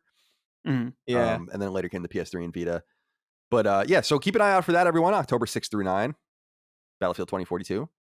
I also wanted to talk real quick about this story I saw on gamesindustry.biz. People Can Fly expands to work on smaller games and new genres, it says. And the story in part says, quote, People Can Fly today announced a change in strategy that will see it begin to branch out into AA games and new genres alongside its AAA shooter efforts. The Outriders studio said that its AA games would have quality comparable to its previous titles, but would be characterized by a shorter development time, a lower budget, and smaller scope, and that they're looking to get a game out each year beginning in 2024. And they now own 7 teams. I'm excited about this just because I love the embrace, Chris, of AA. And this is one of the big things I'm going to talk to Hogue about on Sacred Symbols Plus, which is mergers and acquisitions certainly ruin the middle ground, right? Because people must be chasing returns. Returns mean safe investments. So AA is not a good place to be. And People Can Fly had a game that people considered maybe not a huge hit in Outriders. I still think it's the best game of the year, by the way. I've not played a lot of things that I need to play, so stand down. But what do you make of what's going on over here with this particular situation with People Can Fly going AA, not completely, but embracing AA? I just think this speaks a lot to what Sean Layden was talking about and has talked about, which is you got to get games out quicker. You got to return your investment quicker. What do you make of it? Yeah, I love AA games. So like, I'm glad to see this, kind of, and we've talked about this a little bit before, but I just feel like we had a really long period of time where we just kind of weren't getting these, kind of middler market titles. Like it was really just AAA and indie. Like, hey, here's Undertale, here's Battlefield, and that's basically all you got for a while. And just to see People Can Fly specifically going into this territory makes me happy, because I think they've got like a really good team. I think Outriders, all things considered, like releasing a looter type game, this late in the game and having it received that well, and especially for a studio that hadn't done anything like that for, like, as far as I'm aware. I know they did Bulletstorm, right? Yeah, Bulletstorm. But yeah, otherwise they were really mostly known for Gears. Yeah. So I think it's great. Like, I'm happy about this. This is great news. Good Polish boys. Yeah. Although they have studios around the world now. Dustin, do you have any strong feelings about this? Nothing particularly strong. I would say that, I don't know if this is a concern, but I feel like in some ways their AAA efforts feel a little AA. For example, like Outriders has a bit of a AA feel. And it's, I don't want to say, there's things about that game that were a little jank that felt really off to me, like the insistence on fading to black all the time. Yeah. And like some of the voice acting and the way the delivery, which I know that is very opinion based. Some people were totally fine with the voice acting and the writing. You just stuff. described Days Gone in a little bit. Fucking awkward fade to black and the weird dialogue scenes and whatnot. Yeah. God Christ.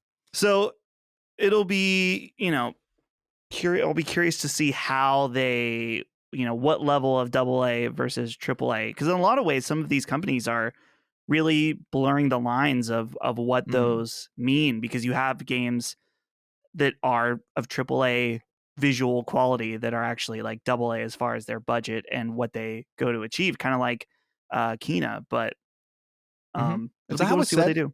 Is that how it's said, Kena? So I'm pretty sure it's Kena, which I was going to bring it up later when we talk about. I didn't know that. Well, I'm not going to say that. But, yeah, me neither. But might be Kena actually. I don't remember. I'm definitely not saying absurd. that. That's definitely. So yeah, we'll see what happens with People Can Fly. I think this is a safe move, and I agree with you. The blurring of the lines between AA and AAA games is happening. Like watching Micah play recently, Kingdoms of Amalur on Xbox One, or I'm sorry, Xbox Series X. It's an Xbox One port though. I was watching it and I was just like, I loved that game when it came out. It felt at the time pretty AAA, but it's not really when you look back on it. And I feel like there are actually a lot of games in the action RPG space in the Soulsborne space, right? Games like we're going to talk about it, I think, a little bit. Code Vein, and actually Bandai Namco's in that kind of AA space with Scarlet Nexus, and I even think Tales of Arise is a AA game. You know, it's not a AAA RPG. I don't think. The Surge. Right, The Surge is a great example. Yeah. Stuff coming out of Focus Home Interactive, all of that stuff, and that's good stuff. A lot of people love those games. You think about just these. What was that game where you're the colonist and you go and you? It's like there's like a game where you play as a colonist. Greedfall? Yeah, Greedfall. That's what it is. Yeah. Like that's a game. That's exactly what I'm thinking. Like I don't think that's really AAA, but no. It's high. See, that's the thing. AAA doesn't necessarily. Well, let me think carefully about this. AAA means high quality. High quality doesn't necessarily mean AAA, because, like, think about Mega Man 9. It's like one of the most high quality, immaculate 8-bit games ever made. That's incredibly high quality. It's definitely not AAA. Yeah. So we'll see. Good luck to People Can Fly. I'm rooting for you. Really want to know what you think about this one, Chris. Well, of course, we'll all talk about it. Spider-Man 2, IGN says, will be darker than Insomniac's last 2 Spidey games. And so apparently on This Week in Marvel, which is a podcast, Bill Roseman, who's the creative VP of Marvel, says, in part, quote, the first Spider-Man game was Star Wars. Spider-Man 2 is kind of our Empire. It means Empire Strikes Back. Gets a little darker, end quote. Is this what you want out of Spider-Man, Chris? I don't really know the tenor of Spider-Man well enough to know if this is what people want, but I felt like the first Spider-Man was kind of dark. Yeah. I don't know if I wanted to get much darker than that.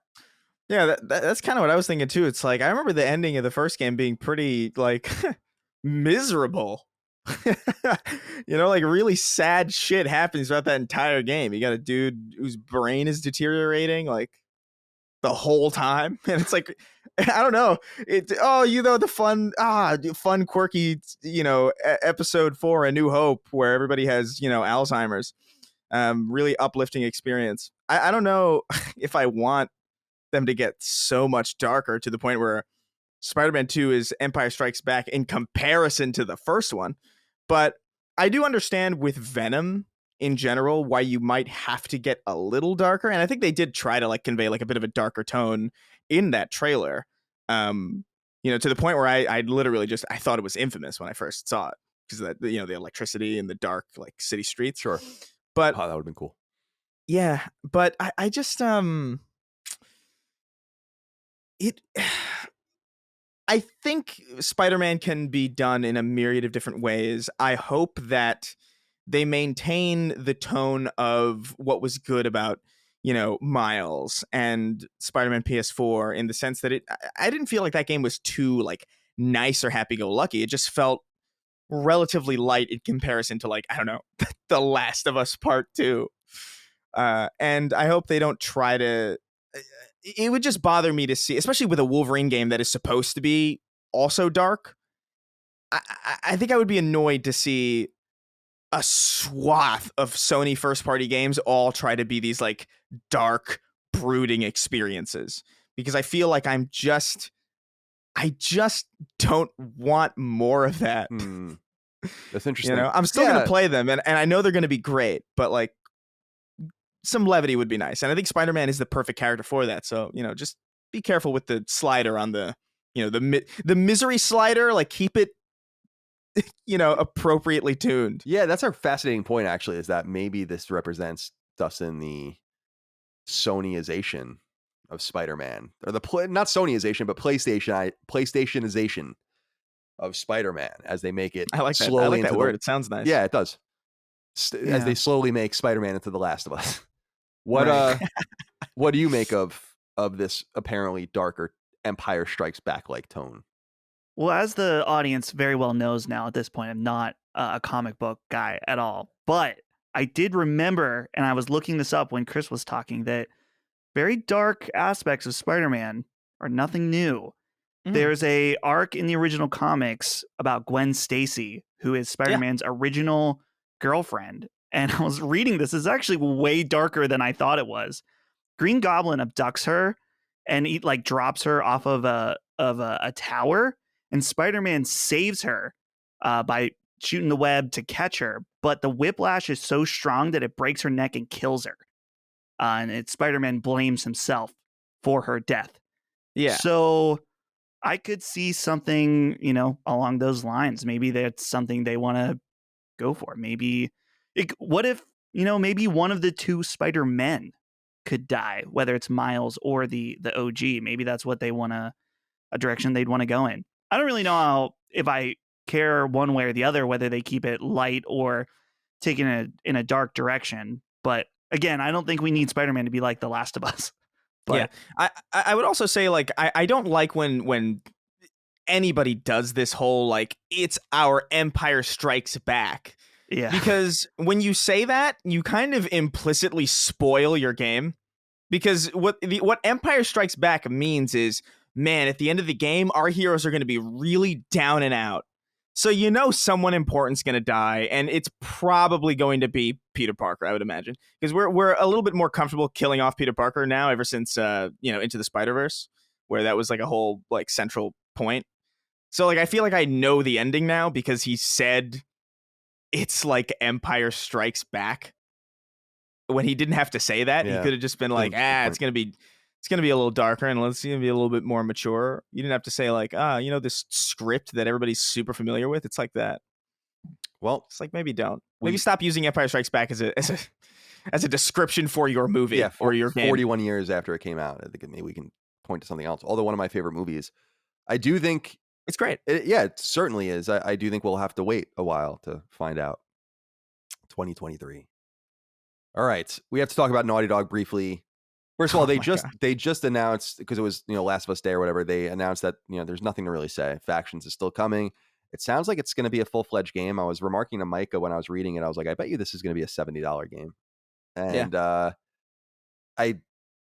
I'm not saying that from a value judgment standpoint. I think they might make a game worth $70. I think that we might have in our minds this expectation that Factions is what it used to be, and I don't think it is. And that kind of has me a little bit excited and interesting, but we don't have to talk about that now. What I'm more interested in talking about, and I'll throw this to Dustin first, is Naughty Dog tweeted out a picture on The Last of Us Day of Joel and Ellie in The Last of Us on HBO. We see them from the back looking at a plane crash on a hill. I don't think that's a shot from the game, is it? No, I don't remember that. No. I played it 3 times. I mean, I don't remember every inch of it, but I don't remember that. But I actually remember that from the first Uncharted, but that's neither here nor there. What do you make of this? A lot of people tweeting about it, and there's not really much to say yet. I think that there is quite a bit to say. There's quite a bit of detail, and it looks the part. And I was talking to my sisters, and I think it engaged something in me that I had to kind of embrace more fully, which was that this is going to be a way to get people in my life to pay attention to a story I really love, that they're not going to care about otherwise, and that I think that they will end up really caring about. So anything you have to say about this image? No, I don't in particularly feel too excited about the image. Not that it's bad in any way. Like, it's not like Joel is wearing like a Speedo and you're like, this never happened in the game, like, or something that like outrageous, like it's clearly going in a different direction. Yeah, it's very much Greedo looking alien crawling around in the background. Right. I think that the image very much fits the part, what we would expect. And in this scenario, I think that is a good thing, that it looks and feels like it should. So I'm very curious when we see the first trailer. I think that that's when we're going to get a true idea of what the tone is and how derivative it is as well. Yeah, definitely.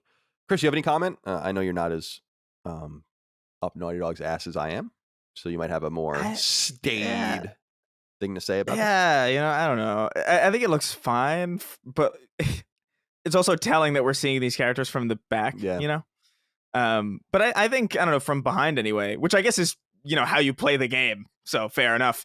But, Pedro looks the part. I think whoever's playing Ellie looks fine. Clearly older. Yeah, she looks older. She looks older to me. Yeah. Yeah.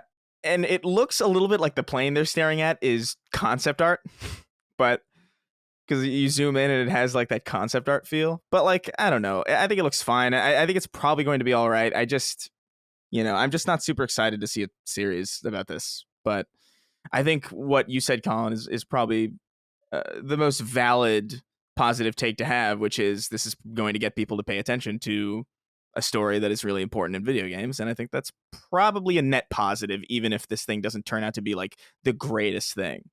If it gets people into the industry and it gets people like into this medium, I think, fine. I'm all for it.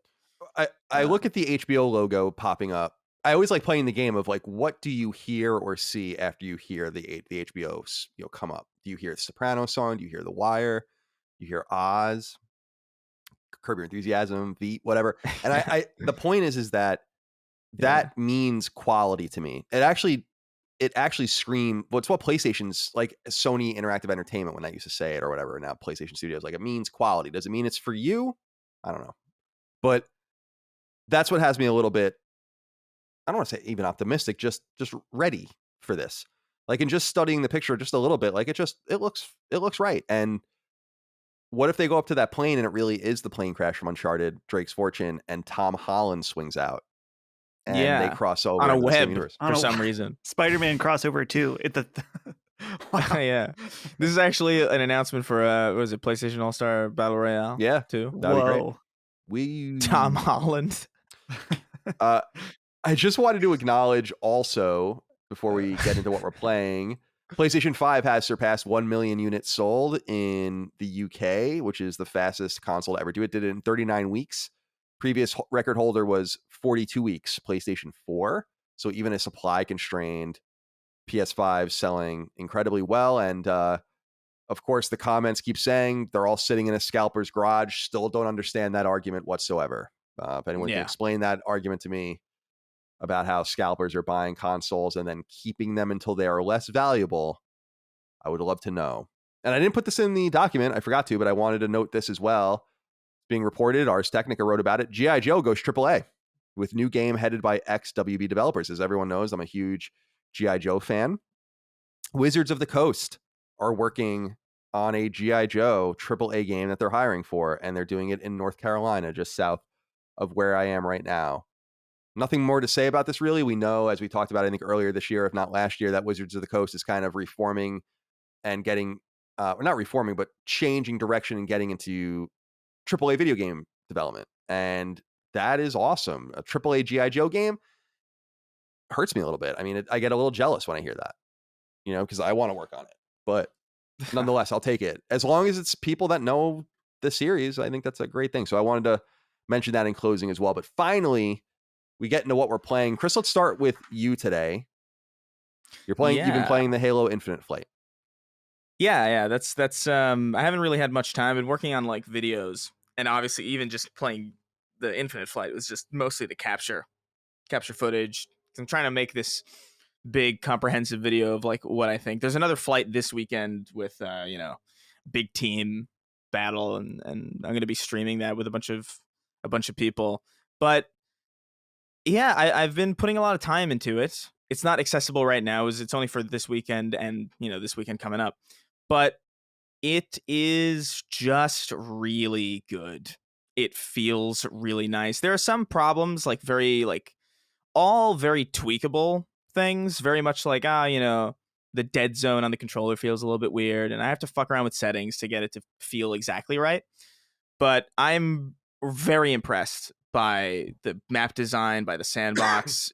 I spent a lot of time just walking around a map by myself, and that is like a really good sign.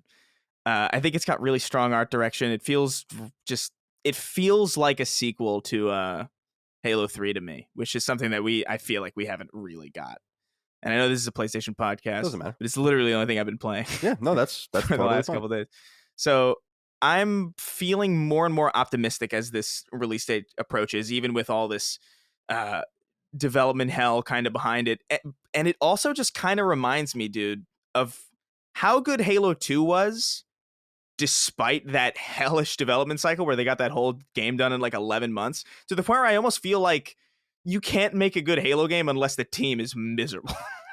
Could be. Unless they're just like fucking up constantly, because this is the best that it's been in ages, and 5 was developed in seemingly a really healthy way. 4 was developed in, with far less controversial, stories from the trenches. So I'm not saying that's literally true, by the way. I'm just noticing a pattern. And yeah, we'll see when it comes out. And there's another flight this weekend, but I'm feeling pretty optimistic about it. I think it's good. And I think the big question is this story going to be good? Because that's really 343's big problem. Well, we'll find out. And they don't know how to tell a story in this universe, but we'll see. 9 weeks or so. December, 4 days after my birthday. Very exciting indeed. Yeah. Dustin, you've been playing an array of games here. Talk to us about them. Yeah, and I forgot to include that I also played the Infinite Flight, which I think Chris covered it great, so I won't touch on it too much, other than I also very much enjoyed it, and I'm looking forward to playing Big Team this weekend. Yeah. The 3 main games, though, that I've been playing are Kena, Bridge of Spirits. I've put a lot more time in since last week, and I like this game, but I definitely do not love it. It is interesting in that it is a smaller scale game. We talked last week that it feels kind of like a PS2 game, and I can definitely confirm that that is for sure the case, to the point where combat can start to feel very simplistic, a little repetitive. And the main draw of this game, at least for me, is visually, it is really, really stunning. Some of the art style directions I'm not as big on. There are these 2 children in the game that I think are horrifying looking. They're like the first section of the game as you focus on with these 2 kids and their brother. And I don't like them, not very much. But don't care for the children. No, we don't care for the children on Sacred Symbols. But not here. Yeah, this one, I feel like if you are interested in it and if you are into a kind of a game that's like a throwback, it is probably worth your $40. There's a boss fight in this game that I think is not good. It almost reminded me of like a bad Dark Souls fight in that you got to remember the patterns and like read the boss, which is cool. That's a good thing. But it wasn't as anywhere near mechanically tight as a Dark Souls game, and so it really frustrated me. So overall, though, I'm gonna finish it. I think I'm about halfway through at this point, but I really don't know. It's not a terribly long game. This other game I'm very excited to mention, and that is Death Stranding Director's Cut, which I should not have started, but I was thinking about this game constantly last weekend when it came out. I was like, man, there's something about seeing this game on my Twitter feed again that just is calling to me that I must start this game again, despite the fact that I'm playing all of these other things. And so eventually I just gave in, bought the $10 upgrade. And so far, I'm still very early on. I've only connected the first 2 base points together. So I can't speak on the new content at all. But the PS5 version of this game is really, really fantastic. I'm playing in the widescreen mode, which if you have an OLED TV, I feel like this is the essential way to play it, just because you're not going to be distracted by the black bars at the top, at the bottom. And you can play it on quality mode, and it runs at, I'm pretty sure Digital Foundry was saying it's like a flawless 60. I haven't noticed any problems. But running at a full native 4K, 60 FPS, the DualSense support is really nice too, very immersive. The feelings in the controller, the adaptive triggers can be a little, I don't know if annoying is the right word, but when you have more stuff on your back, it's harder to press down the triggers, which is cool and immersive. But when you are holding those triggers for minutes on end, trekking across rocks and stuff, eventually your fingers are like, let's take it easy here for a second. So other than that, though, this game is awesome. I was telling somebody that I loved Death Stranding, playing it when it came out, and when I finished it, I thought this game is a masterpiece. This is one of the best games of this generation. But since playing it, it has like aged beautifully in my mind. Like it's actually gotten better my time away from the game. And so being able to hop back in with that perspective, it's not perfect, of course. I don't want people to think that it's like, there's still some things that I think are like kind of dumb about it. They removed the Monster energy drink from it. I saw that. Which was that was something that annoyed Deal's me. up. But the deal was up. They still have a ride with Norman Reedus when you're taking a dump or whatever. So there's still some weird Kojima stuff in there. Wait. So what do you drink? Bridges Energy or something. What is it? Yeah. So it's still an energy drink? It's still an energy drink. The cans look the same. They just reskinned them, I guess. Reskinned it. It's no longer Monster. I feel like they should at least make it water. No. That's Norman too much Reedus. work. No. That's too Norman much Reedus work. has never drank water in his life. That man lives true, off energy drinks and cigarettes. And that we love him for that. So Death Stranding Director's Cut, very good. I'm excited to get into the new content. I will update later when I get to that. And then Tales of Rise, I'm still trucking through. This game is kind of losing a bit of its luster as I go on. I heard it does that from some people. It's getting frustrating. Yeah. And Colin, I wanted to ask you this, and I don't want to go too long since I'm playing all this stuff, but what's really frustrating me is that I will be doing just fine in the moment-to-moment battles. And, enemies are not too tough, but I can't take it, super easy. I'm still thinking about stuff, but I'm not having a lot of problems. As soon as I get to a boss fight, I'm destroyed. And to the point where there was one time where I was like, this makes no sense because every enemy I fight is no problem at all. In fact, it's easy. I was putting the game on not the hardest mode, but the harder, not the normal, a step above normal, but not the hardest mode. And I was out and about, no issues. As soon as I get to a boss, destroyed. To the point where one time I was like, screw this, and I just put it on easy for the boss and then bumped it back up to hard mode when I was out just playing the game. Yeah, that's just such a lack of the balancing issues in this game that I'm reading about, because I haven't played it this week. So I'm where I was last week, and I don't want to read too much about it because I've done such a nice job of just avoiding everything about the game. But I'm hearing that there are serious balance issues, and that this might be why there's some rabble rousing about the seeming developing nature of this game towards grind and then towards buying gold on PSN. And yeah, I gotta see this for myself because I have so much experience with Tales that I'm curious to know more. I was pleased to hear from people though last week. A few people, someone wrote into me privately this extensive letter that they got lost in Tales exactly the same place I did. And I was like, oh, okay, I don't feel so bad about it anymore. I don't feel so dumb. But Mike has been cruising along. She's playing on Xbox Series S actually, and she's that's the one we have in our bedroom. And so she's cruising along. She'll be on our when we do a spoiler cast and review discussion for it in the coming weeks. She'll be on that as well. For me, I spent the entire week playing one game, ActRaiser Renaissance. I simply couldn't resist it. And first of all, I know that I haven't read too deeply about it. In fact, I'm going to do this in real time. I'm just going to go ActRaiser Renaissance Metacritic. I don't know if people have started posting reviews yet. Yeah, so on Switch, it's got like a 76, and some people are really reviewing it nicely, and it's got some like middling reviews. I have to say, I'm pretty impressed with how much work went into making ActRaiser new. And I do have a problem with the 2.5D graphics. Like, I don't like them very much. But people have been describing them as like this unplayable mess, and it's not anything like that. I actually think the game is very true to the original in a lot of ways. That's why I recognized it in a millisecond when I saw the trailer when it was announced. I knew it was ActRaiser. And this team that we actually, as far as I can tell, this is their first Western game, although they've been around for a long time. I never heard of them. They're called Sonic Powered, and their logo is blue.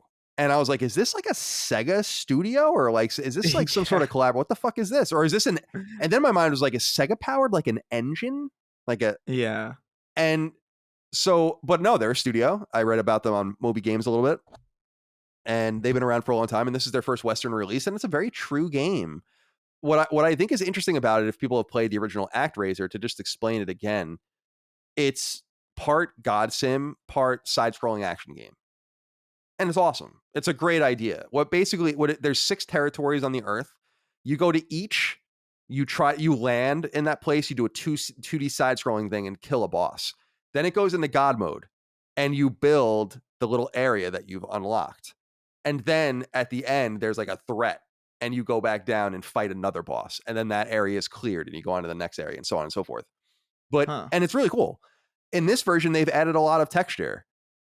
Questing, there are like now like almost tower defense sections, pretty deep tower defense sections where your settlements are raided and you have to protect them, and there are like other characters. And it's important to note that God mode is kind of literal because you're playing as God in the game. And so you come down as the form of God when you come down, and otherwise you're giving all of your orders to an angel who acts as your proxy, and that's the character you're kind of controlling otherwise. It's really cute. And I was kind of disappointed that more people didn't see this for what it was, which was a really rock solid iteration on the original ActRaiser, and something that is very much needed, because in 1993 we got an ActRaiser sequel on SNES, and for some reason Enix at the time thought it was appropriate to just remove the whole God Sim aspect of the game and just make it a side scroller. And everyone's like, what the? And it was also really hard. And everyone's like, what the fuck is this? Like, I remember renting it at, I was 10 years old or 11 years old. I'm like, this sucks. Like, this is an ActRaiser, and we've wanted something like that ever since. And so I got to recommend this game to people that like the original ActRaiser, or if you go watch a trailer, it might appeal to you. I will say that the pacing in the game is very frustrating, and it was in the original one as well. And I think it might turn people off. The game interrupts you constantly. Like, what do you mean, like dialogue boxes? Yeah, like because you're basically dealing with 2 characters per area where they're praying to you, and they pray in a temple. So they're constantly telling you things. And it's like to get the quest going or to like activate something or whatever. So you're flying around with your angel and building your town and tending to things, and then they'll interrupt you, and then 10 seconds later you'll be flying around, then they'll interrupt you. And so they've actually made that problem worse by virtue of updating the game. And I think that's going to frustrate some people, but I'm ready for it because I'm an ActRaiser fan from way back. And the big thing about ActRaiser that a lot of people know is the soundtrack is awesome, and the new soundtrack is just an orchestral wonder. It's great. So I recommend ActRaiser Renaissance. I think it's a little expensive. I think it's $30. I was surprised to see that. It might even be $40. But I'm happy to pay that if it shows Square Enix, ActRaiser, definitely. Why don't you put Final Fantasy Tactics on the PSN so I can give you $1,000 and show you how much I want that? All right. That's what we're playing. Let's get into the news. It's a big one. This one just happened before we recorded, and we have much to discuss. So let's get into it. Number 1, finally, the obvious has been confirmed. Bluepoint Games has been purchased by Sony and has officially joined PlayStation Studios as a first-party team. The studio, founded in 2006, will be Sony's first Texas-based team and allows them to tap into the thriving Austin games and tech scene. Though Bluepoint's first game was actually a title many of you may remember, the PS3 digital launch game Blast Factor, everything else they've done has been a remake or a remaster. Their relationship with Sony goes deep.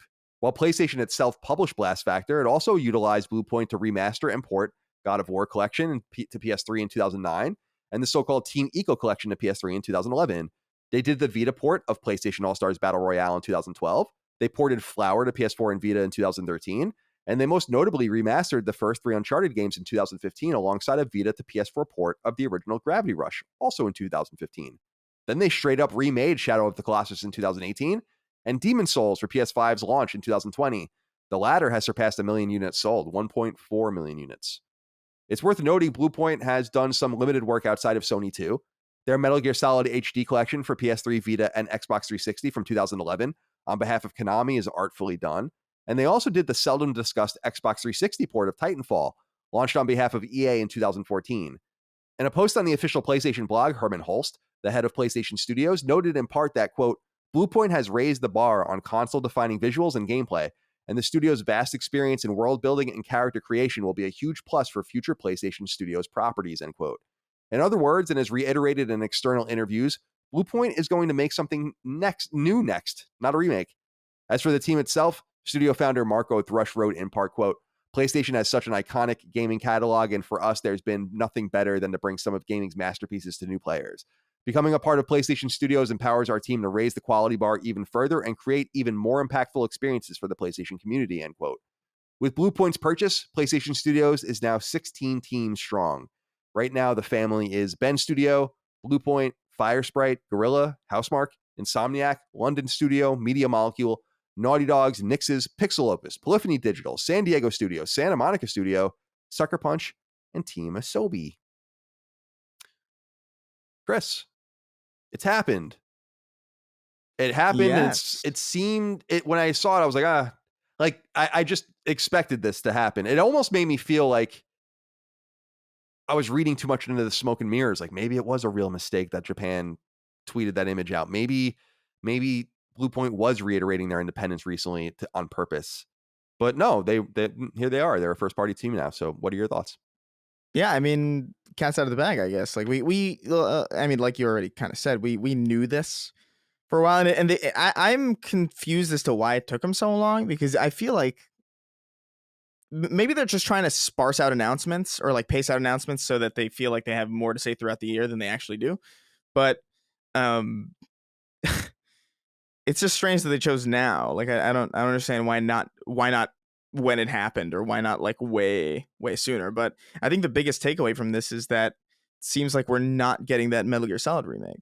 Yeah, I don't, because I was talking to Jaffe about that on his show not too long ago, and they're only 70 strong at Bluepoint. I don't know that they can do more than one AAA project at a time. Yeah. Now, in the I actually got to pull this up because I want to be really specific. IGN had a specific interview with them, and so that it's Jonathan Dornbush. He actually interviewed Herman Hulst and then Marco Thrush, the founder, and he basically what they said. Thrush says to them is that they want to work on original content. And he says, our next project, we're working on original content right now. We can't talk about what that is, but that's the next step in the evolution for us. We don't really know it, but he says later, quote, the transition from remasters to remakes was to test ourselves and push ourselves harder for the next step, end quote. So, it's 95 people now at Demon's Souls with outsourcing. They're down to 70 now. We don't really know what this means. I found myself a little flummoxed by that because I don't know that that's why you want Bluepoint, but maybe I'm wrong. Mm-hmm. What do you make of it? Well, I'm wondering if there's some area in between. Is it possible that their new content is like let's just throw out a hypothetical here. Like a sequel? Could they be working on Metal Gear Solid 6 and that the rumors are off? And that's where like there's a Kojima connection in this. Probably That'd not. Be really interesting. I mean, the Metal Gear Solid rumors are pretty strong from the sources I'm hearing them emanate from behind the scenes. It doesn't seem like, I don't know. I mean, I don't know anyone working on the project, but it doesn't seem like anyone's pulling it out of their ass either. So I don't know. I'm just a little confused by the headcount thing. It could be that they're also just working on Metal Gear Solid and they're making new content for Metal Gear Solid like that. And that's just a way for them to say it. I just think it's a weird obfuscation of the point, as it were. I mean, there's also, I've thrown this out before, that what if there's a situation where Sony wants a Bloodborne 2 and From Software says, sorry, we're not really interested in doing second party games for you anymore, just because we are able to kind of shop around to wherever we want now. And so maybe they have Bluepoint do it or something like that. Or here's the other thing too, is that, I'm throwing out options of sequels to established IP, but Bluepoint has shown that they are incredibly capable. And so I would absolutely love to see a new IP from them, just because, man, especially Demon's Souls was really, really, really well done from both a technical perspective, the updated art direction from the game, that these guys clearly know what they're doing. And so I'd love to see them take a crack at whatever they want, really. We have a letter here from Corey McBride, who wrote in and said, "Greetings, fellow CMs and Big D. Along with Sony finally officially confirming the Bluepoint acquisition came another interesting tidbit of news that Bluepoint's next game will be an original title. I'm not sure that any of us saw this coming due to their massive success with remakes and remasters. My question is this: what kind of game do you think Bluepoint could be making? Will it be a new entry in some existing Sony IP or a brand new IP altogether? Is Bluepoint large enough to work on multiple games at once, perhaps an original game and a remake? Thanks for all you guys do and keep up the great work." The Corey's inquiry was really prescient because it represents the opportunity cost. I think I saw Bluepoint as a more surgical acquisition that filled a similar role to Nix's, in the sense that you buy the studio to remake your games, and you buy a studio that's passionate about remakes, not climbing. Like we were talking, Chris brought up Saber Interactive before. That's totally great. Like to have ambition to do more, it's awesome. And a lot of studios start like that. Sanzaru ported the Sly collection before they made Sly 4, etc. But I was kind of hoping for PlayStation that they would be able to acquire Bluepoint and then say, like, every 3 years or so, let's pick a game from our past that you're going to remake. And that's what you do. Just like Nix's ports games to PC, just like, et cetera, and so on. And so locking down Bluepoint's talent is great. I think tapping into Texas talent is especially great because there's a lot of studios down there, and Sony is conspicuously absent, and now they're not. But I mean, even Nintendo has had a long presence through retro down there. So, you want to have some involvement down there, and this is great. But I just question the wisdom of letting them make their own game just because it's an opportunity cost. And so I don't really have any, to Corey's point or question, I don't care what they make because I'm interested in seeing it. I'm eager and excited to see it, just like you are. Yeah. But I'm a little confused why you want them to make something new when they just took 2 games and did amazing things to them. And that's like a huge asset. And it made it seem to me like Sony was getting organized in a way that its competitors are not. Microsoft is certainly not organized in such a way where it's like they have a pipeline of like studios that are really assigned to certain things. Like it would even be ideal to get things like Decima out of Guerrilla so that, and they have ICE over at Naughty Dog, but to just have like a stable that takes care of the engines and stuff like that, removing all of the barriers to making games. And so Nintendo does that a little bit better. But I guess I just looked at it as like a stepping stone to a better organization. And frankly, the only organization that does it right now is Embracer, because they have an entire vertical of their company, an entire silo that is dedicated to remasters and remakes straight up. That's why they bought Saber. And so that's kind of where my mind's at. Does that make sense to you, Dustin? Yeah, I think that makes complete sense. Like I said, I'm mixed on it. I totally see what you're saying in that we want like having a dedicated team, especially at this point in the industry, and well, in particular PlayStation, right? They are now really starting to get to the point where they can amp up the nostalgia factor. I mean, that's what Nintendo lives off of. So I could see Nintendo or see Sony wanting a piece of that. It's like we've got kids that started gaming on PlayStation 1 and they are now 28 years old, like me, right? And so how do we cash in on some of that nostalgia? And we would love that. But again, at the same time, I'll just stand by that they are such a talented team that I feel like it's not a big risk for Sony to let them do their own thing. Maybe I'll be wrong and maybe their game will be underwhelming, but I feel like they have just a immense amount of talent that maybe they have pitched something to Sony and Sony was like, okay, maybe the intent was to do a remaster or something, but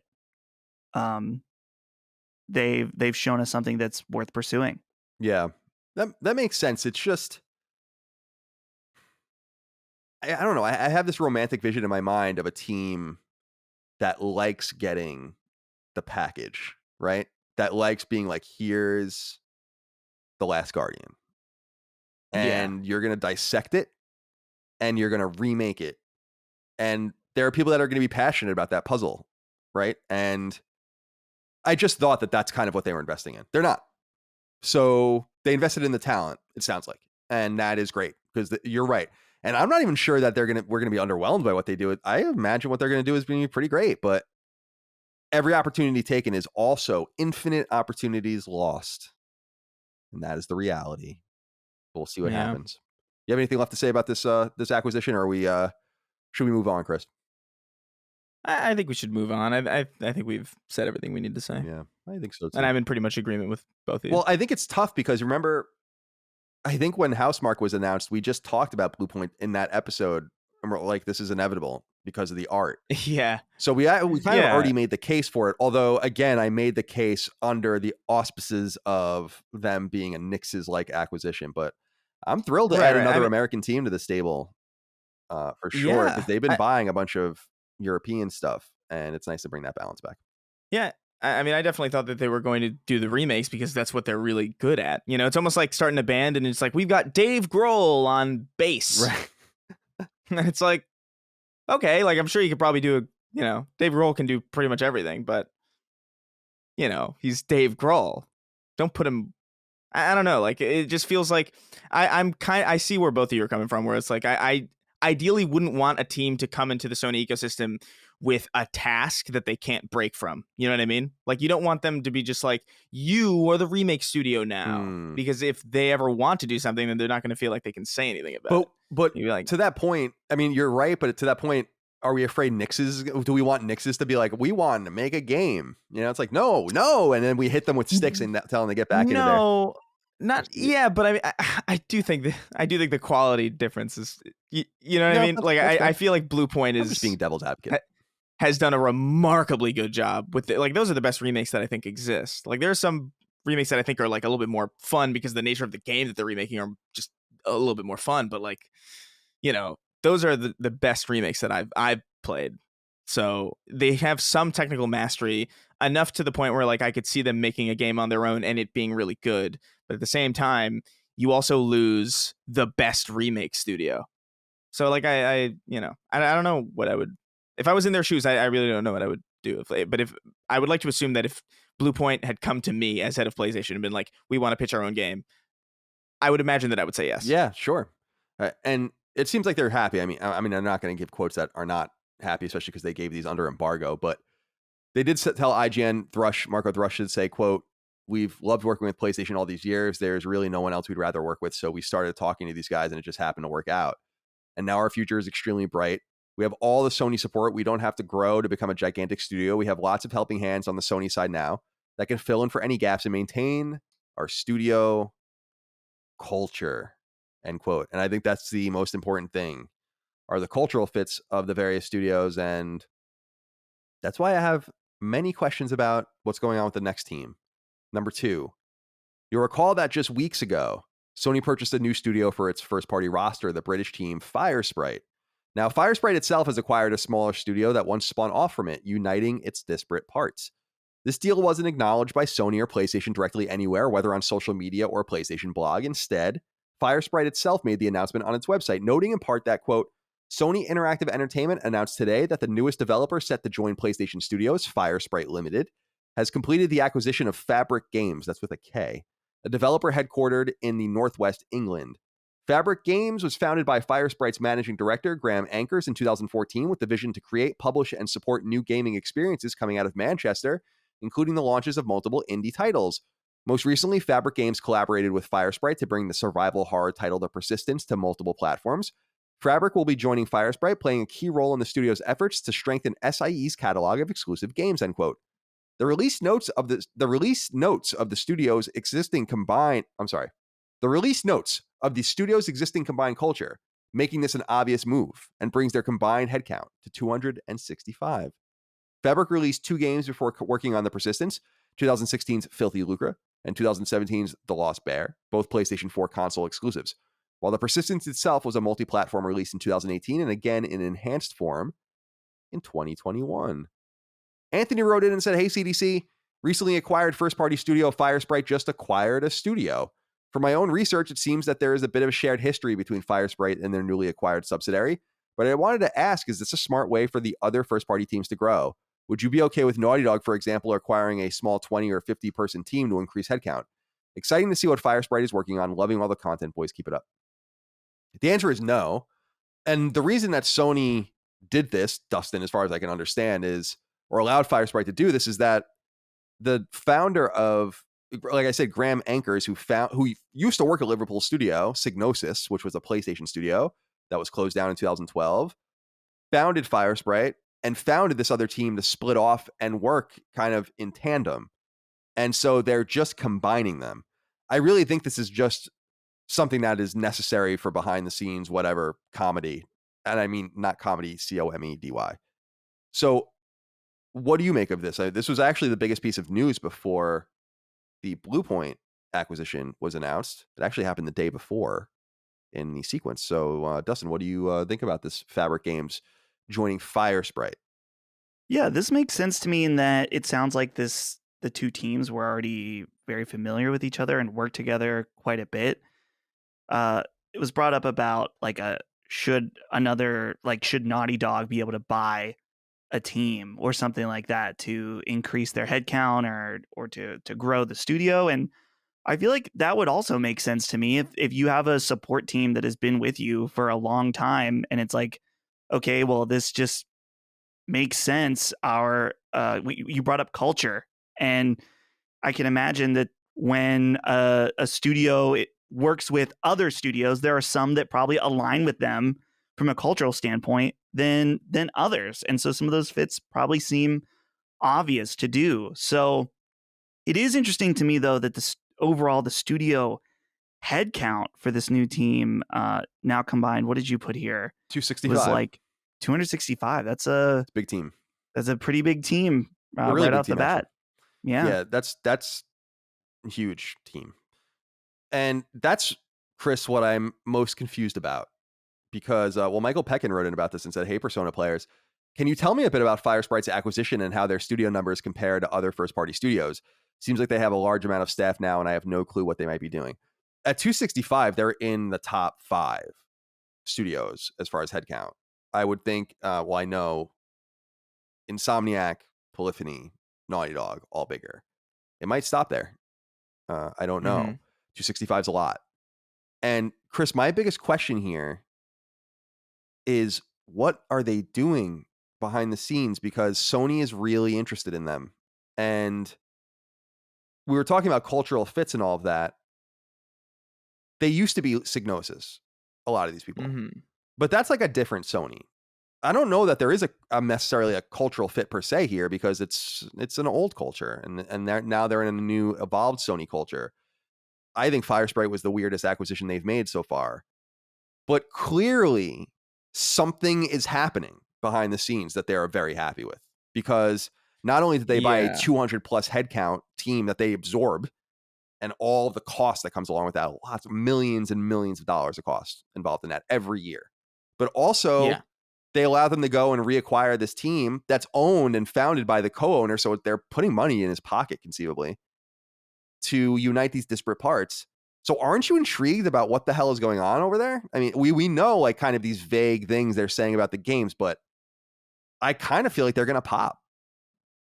Yeah, I mean, they definitely have to have some confidence. Firesprite is correct me if I'm wrong, but I recall the rumors being that they were working on like a multiplayer thing. Yeah, the rumors were like a multiplayer game, some sort of dark fantasy, and then presumably a VR game. Well, if they're working on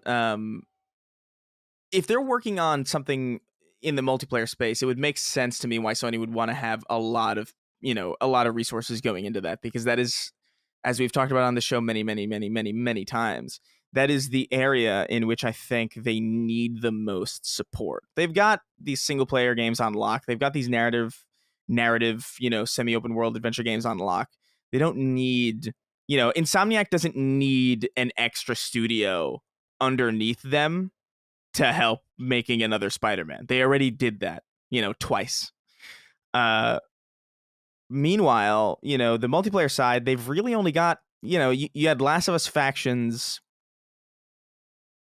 back when The Last of Us came out, and then you had Ghost of Tsushima, the Legends. Sorry, Ghost of Tsushima Legends. God Christ, but it's true. I mean, there's very little. Really it. You know, that's really it. It's not a ton, and in this new space where Microsoft seems to be putting a lot in multiplayer, like Halo is free to play. They've got what is it, Crossfire X on the horizon, whatever the hell that is. That's, I'm sure, going to be another like free to play type thing. Right, that's from Remedy. They've got a lot in the multiplayer space, and that is the area where just Sony feels really, really underpowered in comparison. And I think this is their opportunity to maybe make something of a studio that, you know, might not be super known right now, but also put my dog's like screaming downstairs. I don't hear it. So. Oh, good. Sick. It's a good mic. But I think, you know, I think this is their way of saying like, hey, we want a piece of that pie, and we want to grow our own multiplayer culture in a way that isn't, you know, just going out and like acquiring some IP or like buying some existing game or whatever the hell. We want to make our own thing. We want to put our all into it, and we want it to compete. And I would imagine that is the sole reason why this is happening. You got a big studio, a big headcount to make sure that thing is as big as possible, because they need something big. Like Ghost of Tsushima Legends is great. It's like a high quality multiplayer experience, but it's not it's not varied enough to really, you know, break out of, you know, the Sony mainstream, I don't think. You know, I don't think it's going to pull people from Fortnite, you know, or all these other multiplayer experiences. Agree. Or yeah. And I feel like, well, we're going to talk more about multiplayer games, two of them in just a little while that will add the texture to this. But Michael Centeno wrote into us on Patreon and said, hey, CDC, with Sony acquiring Fabric Games, I got to ask, what was the point in Sony shutting down Liverpool if they were just going to reacquire them? There's some corporate politics at play. Curious what you all think. It is an interesting question. Sony shut these guys down, basically. I'm not saying that Firesprite is Liverpool entirely, but it's a lot of them.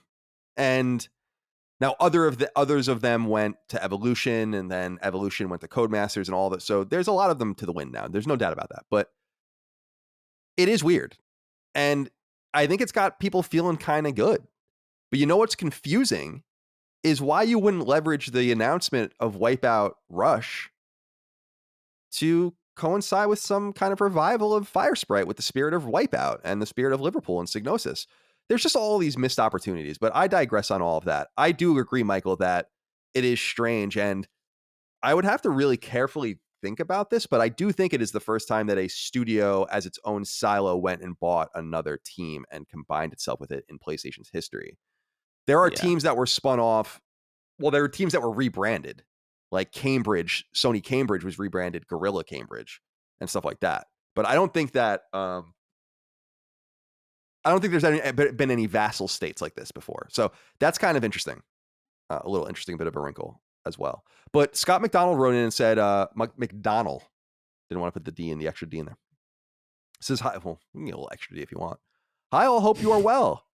I came across a clip from Sacred Symbols Plus, or a Sacred Symbols Plus episode that was aired back in April. In this clip, Colin was talking about how he was worried about the future of PlayStation. I was just wondering, do you still feel this way? Have your feelings improved since September PlayStation Showcase? Do you have any potential strategies that PlayStation could implement in the short term that could drastically affect the long term too? I appreciate everything you do. Thank you, Scott. So I want to be clear that there's no way I said anything to the point of like, I'm worried about the future of PlayStation's like viability. I just want to be clear about that. But yeah, I was worried earlier this year. It was weird. And I'm still feeling a little bit weird, but I'm not feeling as weird. I feel like things are a little better. Chris, do you agree that things are things have been the same. I guess we just didn't know about them, but optically, are you feeling better? Yeah. I think PlayStation is in a better spot than they were. You know, I think the release of some games helps. Definitely. You know, the fact that like, you know, we've actually played a decent amount of, you know, the stuff that the PlayStation 5 has to offer, and we've got all this stuff on the horizon that's like not as close. That's not as close as maybe we would have hoped for, but at least we know it's coming, and we have a pretty, you know, good reason to believe that it's all going to be really great.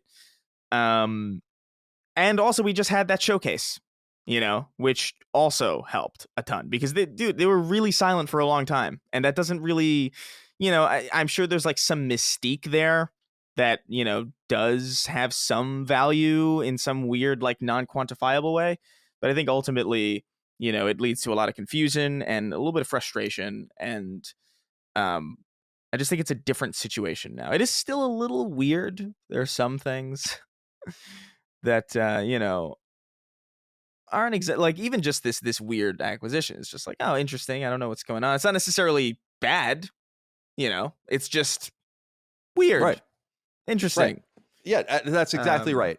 And Dustin, I'm curious what you make of this. I want to put on the record, I think Sony should stop here.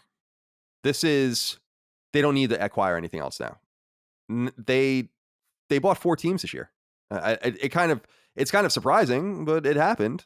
And I feel like now is the time to nurture them.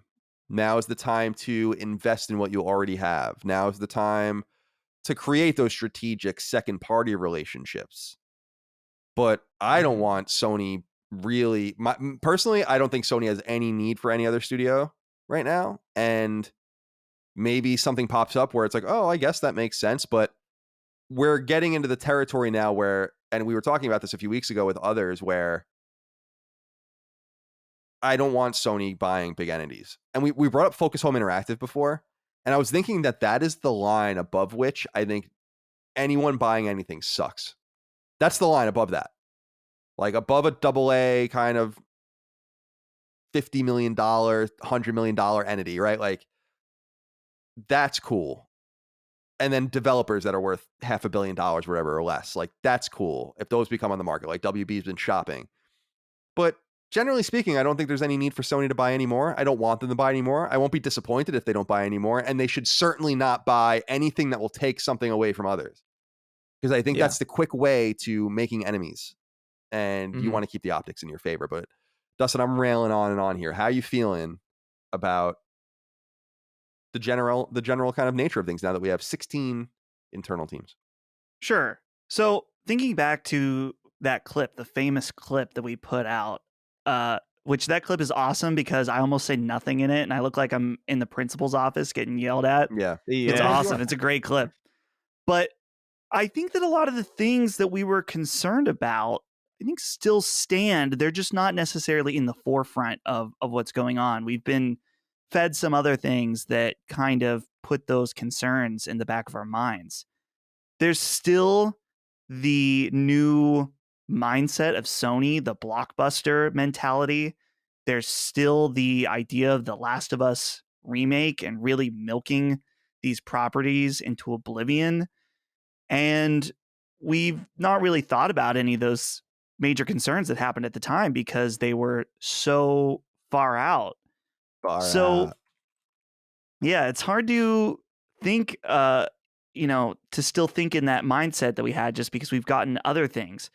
I think that overall the prospect is better, but I'm just curious about the way that Sony handles themselves, even in not the immediate future, but the future that is closest that we don't know about, right? Like we know about some early 2022, but I feel like there's not a lot of far future things. And with the closure of Sony Japan, or Studio Japan, and this focus on these big games, we hopefully that charm that we were concerned about losing in that video isn't fully gone. And I think that a lot of those questions we had are still not answered. Yeah, well said. It's exciting in a way because there's a lot unknown, but you kind of want to just know something. And I will say that as far as acquisitions are concerned, I don't even know who their next target would be because Herman Hulst kind of left the door open that they're continuing to look and are interested. And I think that that's obvious just because we're in such a mergers and acquisition phase right now that Sony would just be stupid not to get involved. I really think they have to take care of the culture of what they're building, and they're doing a really nice job. That's why I think that buying teams that you're familiar with, which is pretty much only what they do, is the best way to go. and why I think it's weird when others go out and buy teams they have really no exclusive history with. I will say that one team I think got away, and this is a team that I think I was a little more skeptical of, but now I'm coming around to the possibilities, which was Ready at Dawn. Not for the order, but just for the VR stuff. Like, I wonder if Sony looks at that and says, like, damn, we really we had a relationship with them. We had the cultural connection. Those guys used to work. A lot of those guys worked at Naughty Dog. So there's a cultural connection there that already existed. And the studio we're going to talk about next is the only other team I can really think of that maybe I wouldn't be surprised. And so let's get into this. Number 3. As we've discussed on this show for months, a new Twisted Metal game is completely inevitable. Why? Because PlayStation Studios' sister vertical, PlayStation Productions, is currently developing a high-budget action comedy TV series for one of its oldest IP, and one would surely not come without the other. Similar to HBO's The Last of Us, likely coinciding in some way with the rumored Last of Us remake, though that remains to be seen. Back to Twisted Metal. Trusted website Video Games Chronicle reports that a Twisted Metal revival game is indeed in development, and it's being led by none other than Sony's second-party partner, Lucid Games. Lucid is a British team with a long history working alongside Sony, having ported Vita games early on and working alongside other teams to later port games to PS4. However, it was their one-time PlayStation 5 launch game turned 2021 release, Destruction All-Stars, that constituted their first big-budget solo-developed game. The Twisted Metal-like vehicular combat game arrived on PS5 with a dud, though it was free on PlayStation Plus during its launch month of February as well as in March, giving it a healthy player base. It seems now that Destruction All-Stars may have been a test run for this far more important game to come. This new Twisted Metal, apparently early in development and aiming for a PlayStation 5 launch in 2023 alongside the TV show, will be free to play. This news, not surprisingly, hasn't sat well with Twisted Metal's original designer and industry veteran David Jaffe, who said on a stream as relayed by VGC in part, quote, "Let's be clear, Sony owes me nothing. Our relationship ended somewhere in late 2018, but I will say that emotionally it feels shitty, if any of this is true, to not have been contacted at all," end quote. He notes that he assumes he's burned bridges due to his commentary over the past few years, which has been popular with fans but unpopular in industry circles, but will be happy to help and consult if needed, and that the producers of the TV show have in fact been in touch with him to ask for his blessings on things, and so on. Twisted Metal, which launched alongside PS1 in the West in November of 1995, is one of the franchises most associated with Sony's brand early in gaming. The original was followed by a sequel in 1996 and a third and fourth game in 1998 and 1999 respectively, all on PS1. The seminal game in the franchise, Twisted Metal Black, came to PS2 early in its life cycle in 2001, and that was ported in heads-on form to PSP in 2005. Twisted Metal was last seen, called simply Twisted Metal, on PS3 in 2012, where it sputtered out alongside a lot of other Sony first and second party games that were released en masse during this era. Think Starhawk, PlayStation All-Stars, etc. Dustin. Yes. This rumor is interesting. Now, Lucid, I think, is the only other studio that you could conceive of them buying, but I don't think you should. I don't see why you would, but this is obvious. I mean, I was confused why Destruction All-Stars was Destruction All-Stars. Now it seems that maybe they were going to make a Twisted Metal game. And what my theory is here is that to align the stars, they were told, like, you make this instead. And we'll use that as a test bed for Twisted Metal when it's better incubated so we can release everything together. I mean, that seems to be a well-organized belief, but it remains to be seen. What do you think about this rumor from GGC about Lucid working on Twisted Metal free to play? Well, it seems like it's a way to probably cut some corners, not in a negative way, but on development, where you can ask Lucid, be like, hey, you already have some of the base mechanics, your engine's suited for vehicular combat. So let's use Destruction All-Stars as a base to make a free-to-play Twisted Metal game. And I would assume that would cut down on both development time and cost. So, but it's a little interesting that they would go all in on a Twisted Metal show and then pick the team that recently made a game like this that didn't seem like people were very into, and then have them do it again, but different, like different characters. I know Twisted Metal, I don't think that in Destruction All-Stars your cars aren't shooting anything. I know there's different mechanics in it, but it's definitely destruction car-based combat. Yeah. So I'll be curious to see what level of budget this game has and what Sony is putting into it and what they expect from it. It's I don't know. I'm looking at they have like a 63 on Metacritic for a Destruction All-Stars. I just think, and it's, by the way, it was basically free. I mean, it required no investment. It was supposed to be, as you'll recall, $70, and they made it free on PlayStation Plus for 60 days. Included with PlayStation Plus. Yeah, I'm sorry. You're right. Included with PlayStation Plus. Very well done. Thank you for checking me on that. You're welcome.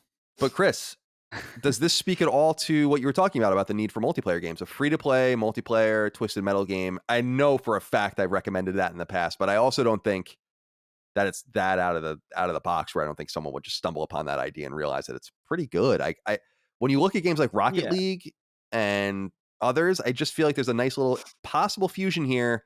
Also, the revival of Twisted Metal will speak to the nostalgia of PlayStation. What do you think? Yeah, no, I think it's a good IP to do something with. I think it has a legacy on PlayStation that's really important. It's one that I remember like really fondly from back in the day. And that Destruction All-Stars game is curious because you're right in a way that it would probably like keep development costs down if that wasn't in fact the case, because you could just monetize your practice, you know? So like I could understand why that might have been an enticing pitch. Like, hey, we'll build, the framework and then, put this skin on it as a free to play. Maybe we'll make some money on it. And then like, we'll have something ready for when this project is fully incubated. I think it's an interesting strategy. It's a bit unorthodox, I think.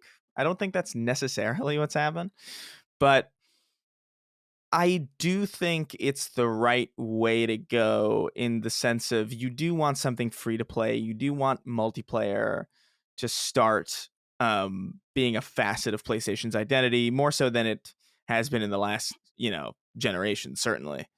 And I think Twisted Metal is a fine IP to try it out with. I also just wonder how well Twisted Metal as a gameplay concept holds up on its own. I think Rocket League is great, but I think Rocket League is also great because it's a team-based game with a lot of physics at play. And I don't know if Twisted Metal was really ever about physics or teamwork. And I think those aspects really are what helped Rocket League kind of propel itself. And they're going to have to really not innovate on Twisted Metal, but they're going to have to change it up a little bit, because I think what we saw with the PS3 iteration was a fun game, but it's very clearly old. It's a very clearly old style of game.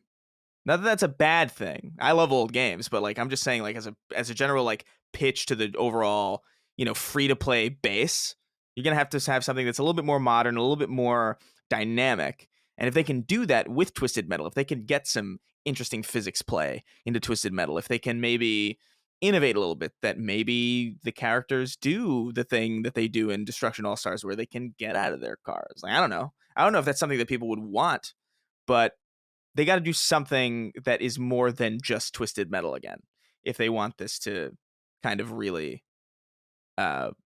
be the thing that I think they're hoping it will be.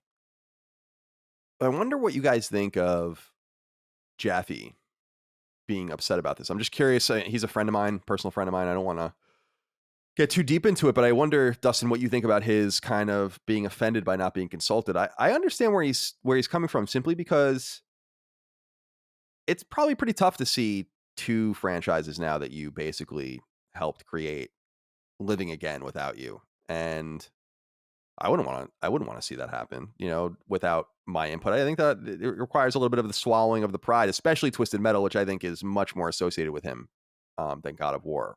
What do you think? Well, I like how he put it. I'm reading his quote here. Let's be clear, Sony owes me nothing. And he goes on and says, well, but this is how I feel emotionally.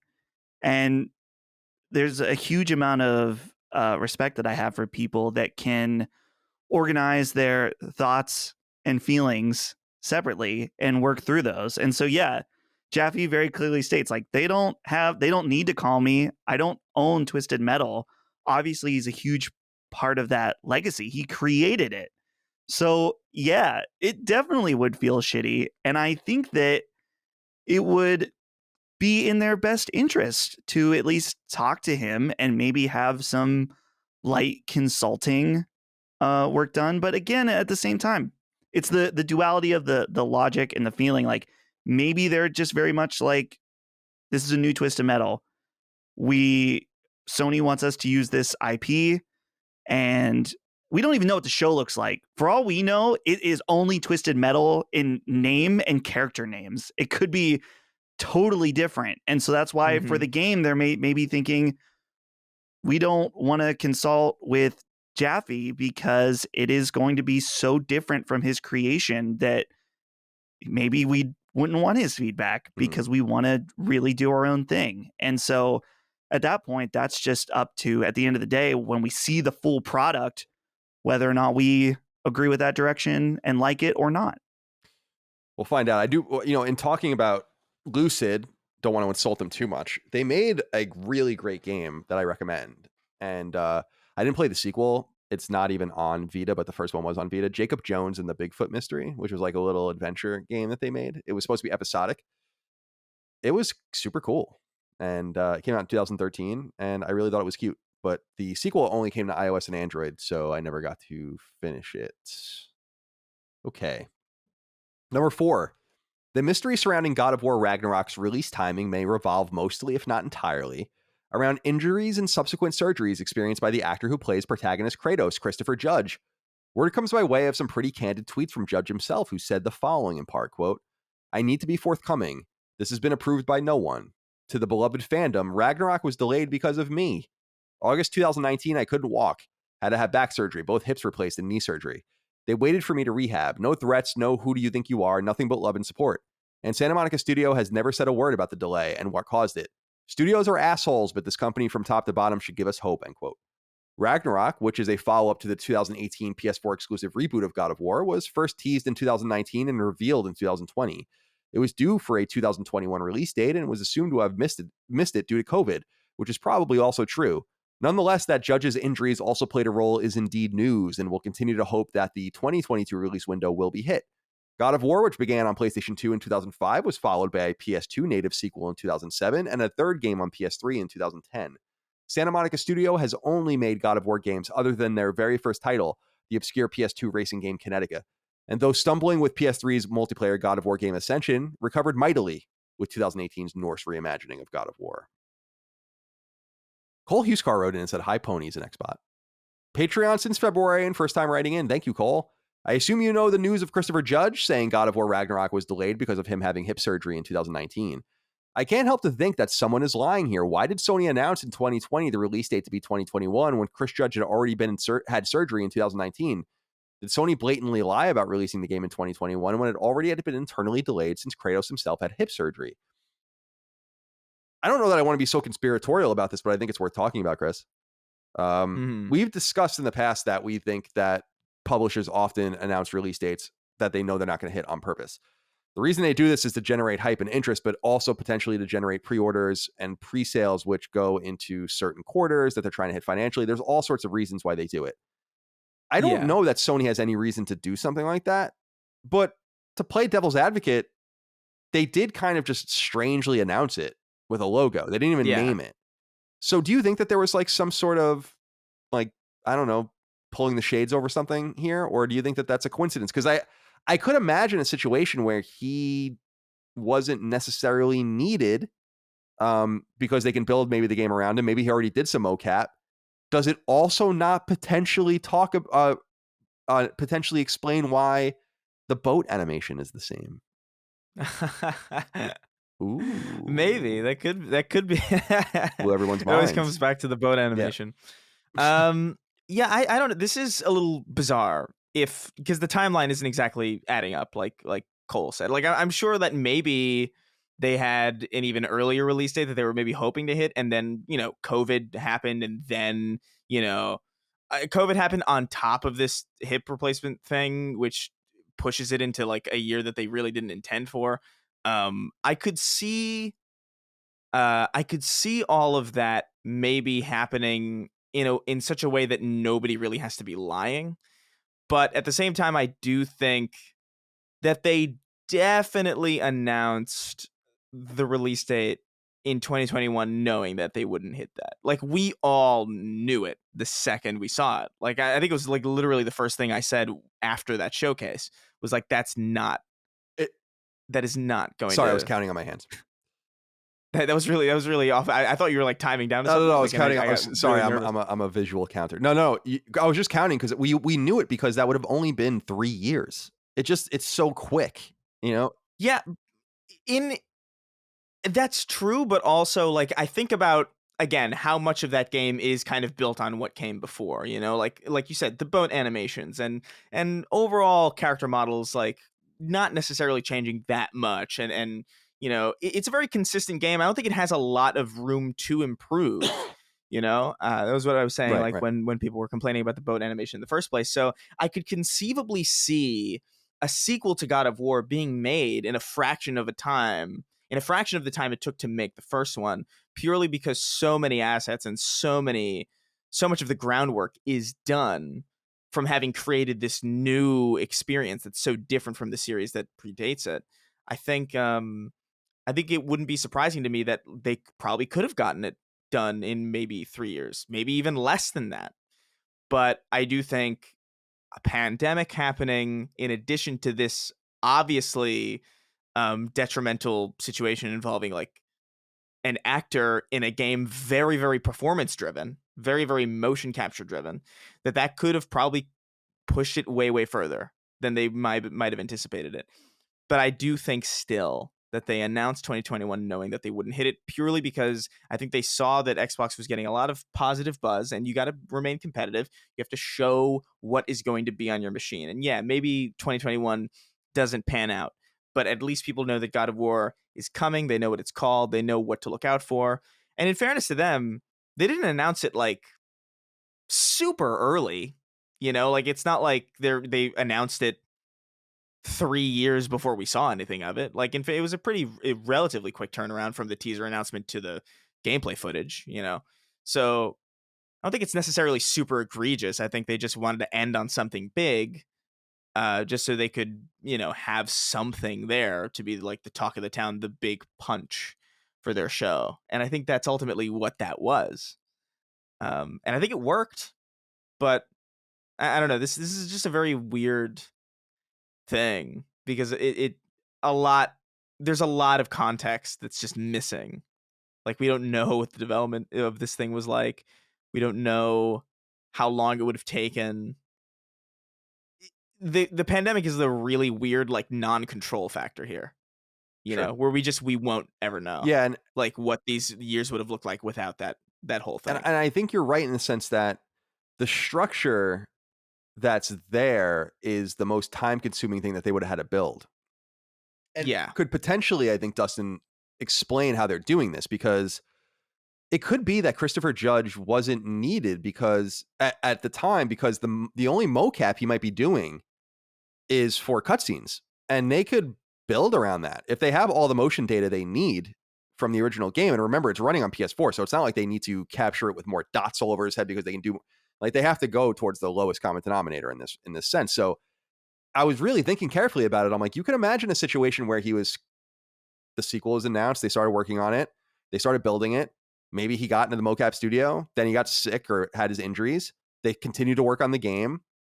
And I kind of feel like the boat animation, even though it's funny to come back to this over and over again, it kind of does explain why that might be, and why you might be not worried about doing that, because maybe it'll be explained later. Like, listen, guys, we made this under some trying circumstances. We couldn't get Kratos in the mocap studio. I don't think that's a great excuse. I think you just get someone else in the mocap studio. But anyway, what do you think about this? Yeah, the timeline is definitely a little odd, but I think you're right. It feels weird to speculate into it too much.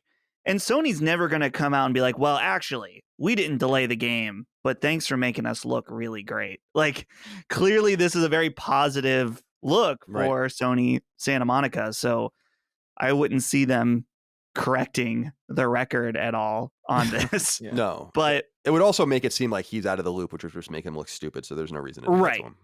Yeah. Right, exactly.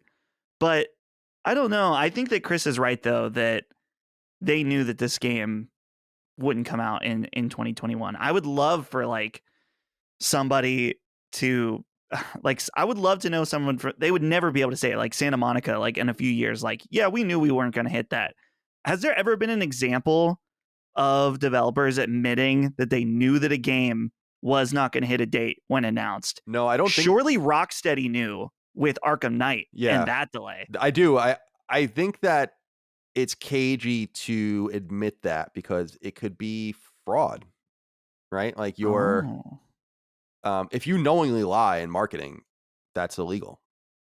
So yeah. I think there's ways around it and be like wink and nod kind of shit. And you might have some production documents saying, yeah, that was the intention, but I think a lot of this stuff kind of knowingly happens. And I think it sucks, which is why I don't get so excited about early announcements because we have to wait for so long. I mean, think about how long Tales of Arise was fucking, we were just talking about that game earlier, how long that game was just percolating. It's like, God almighty. Mm-hmm. They used to make 2 Tales games in the time that this game was announced before it came out. Yeah. And a lot of these announcement trailers, these CG announcement trailers specifically, are just to attract talent to the studio, to build the game. Like a lot of the time, this shit's not even remotely done. That does happen. It is true. Yeah. Number 5.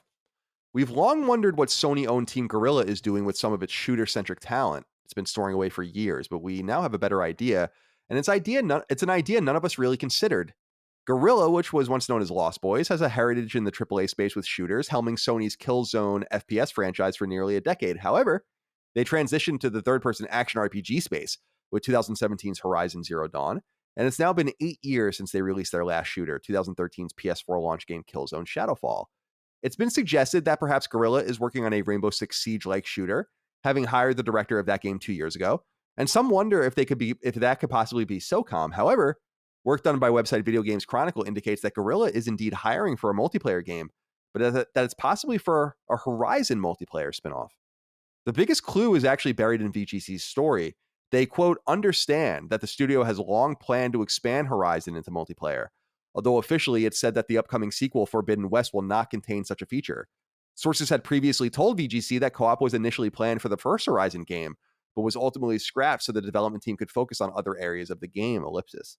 Sources said that Sony has been keen to include co-op in the game's sequel, but Guerrilla decided to save the feature for a future project, which they believed would either be a standalone spin-off or Horizon 3.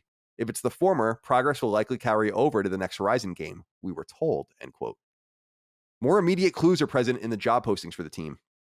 One seeks a so-called senior social systems designer, someone, quote, with a passion for player communities and social features who can explore creative ways players can connect with others in-game to engage players in social interactions to create lasting relationships where compatible players can create guild-like groups to explore together, end quote. VGC uncovered another listing for a writer and designer packing, quote, extensive knowledge of stories and narrative design in open-world RPG games, online games, and MMORPGs, end quote. Just what's going on at Guerrilla outside of work on Horizon's eagerly anticipated sequel, Forbidden West, remains to be seen, but now we have some clues to work with. As for Forbidden West itself, the game launches on both PS4 and PS5 February 18th, 2022. Nadan Patil wrote in, said, hello, beautiful boys. VGC recently reported about job listings coming out of Guerrilla Games that hinted at an online multiplayer game in development at the studio. Do you guys think that this long-rumored FPS game either as a multiplayer component or a car offering, or is it Horizon, or maybe a multiplayer mode for Forbidden West, or something similar to Legends and Ghost of Tsushima? With more than 350 employees, the possibilities out of Sony's premier European studio are endless. I'm not even able to say the word European. That's how hard it is for me to do that. It's rough. Now, this is really interesting to me, Chris, because I don't know why I never considered this. I remember the earlier rumors about how Horizon was being bandied around as a multiplayer game and a co-op game. And then I know that they wanted to work that into the sequel. And for some reason, I just kind of let that go because I figured that they realized they hit on the classic PlayStation single player formula. They're like, fuck it, who cares? But like you said, with Legends, they're looking into doing different things. And could it be that we're going to get a Horizon standalone multiplayer game? I wouldn't necessarily be surprised, but I would also have to wonder, like, would it? So we're talking about this in the context of specifically FPS expertise, right? We're talking about this in with names like SOCOM kind of floating around, right. and just the idea of an FPS by Guerrilla, which would make a lot of sense. That is like where their history is, and it would also make sense with Sony's seeming focus on like trying to get something going in the realm of multiplayer, which they haven't had for a long time. But I just wonder, does Horizon as it stands, as it is, does that gameplay lend itself to PvP? It might. I have no idea. Obviously, Ghost of Tsushima Legends works perfectly fine, and they're both kind of comparable.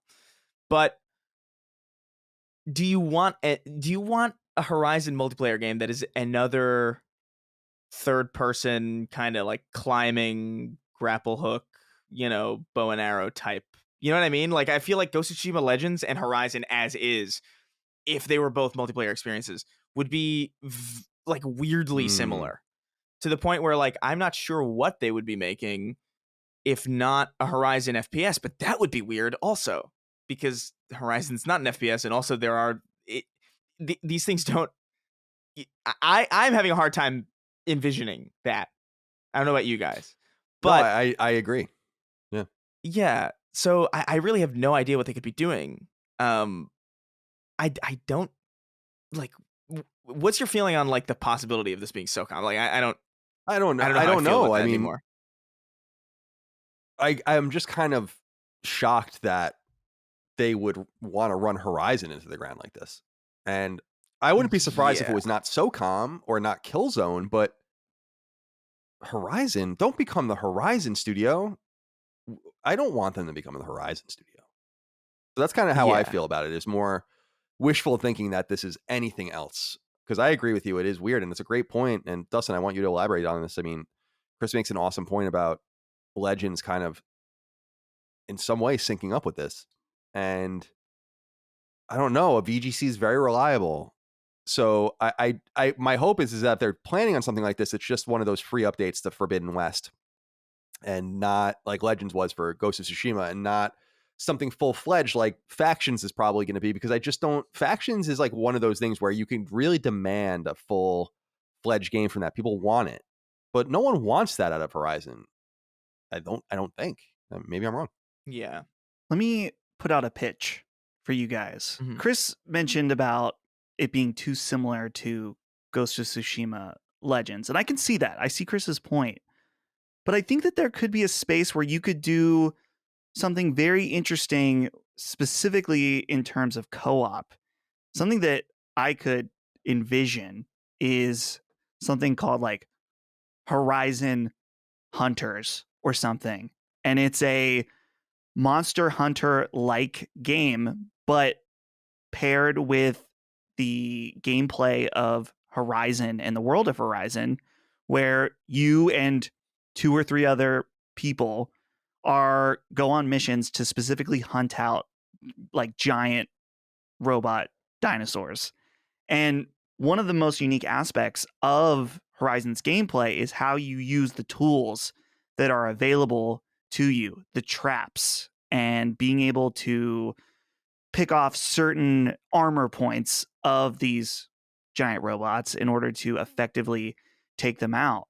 And I really think that could easily be expanded upon to include co-op elements where you have one person who's setting the trap, one person who's doing DPS, one person who's luring someone else in. So I don't know, this is just my like hypothetical fantasy Horizon multiplayer mode, but my point overall is that I think that there's opportunity where they could make it stand out. Where this fits in with their lineup, I really don't know. I would hate to see it be a standalone thing, just because we already see Naughty Dog doing a standalone multiplayer game for The Last of Us. I think this would fit in nicely like a Ghost of Tsushima Legends experience, where it's something that's added, and maybe something that they could then turn a single player game into something more monetizable, whether it's with additional hunts, additional skins or costumes for the characters, whatever. I think that Sony's definitely interested in this idea of adding multiplayer modes that are good, that are also make single player games more monetizable in the future than just one-off expansion packs and DLC. Yeah, nothing really left to be said about that other than the reminder that an opportunity taken is infinite opportunities lost. And we just have to decide as a fan base, I guess, what we would prefer. Well, maybe we don't have to decide as a fan base, but we have all our individual answers as what we would prefer to them to be working on. And my ideal is for them to make something new, and definitely not Horizon. I mean, I like Horizon a lot. I think it's awesome, but we're about to get a new Horizon. Like, give us Killzone back at least. All right, number 6. October's PlayStation Plus games have been revealed, and it's a bit of a lackluster list.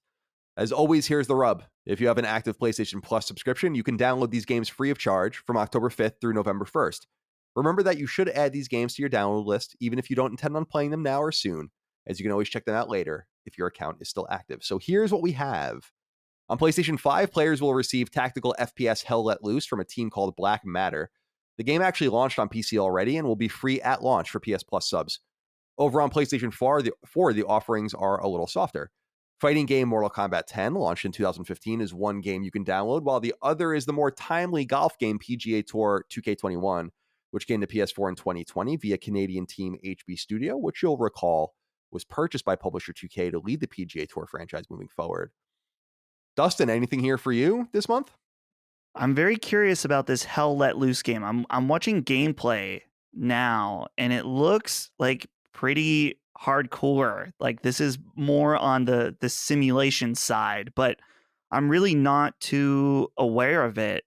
The PS4 games are pretty soft, no doubt. There's one guy in the audience that's really excited about the golf game. Yeah, the golf game, I mean, I'm sure that's going to be great for golf fans, especially because I don't think they put one out this year. PGA Tour 2K22, I don't think is even a thing.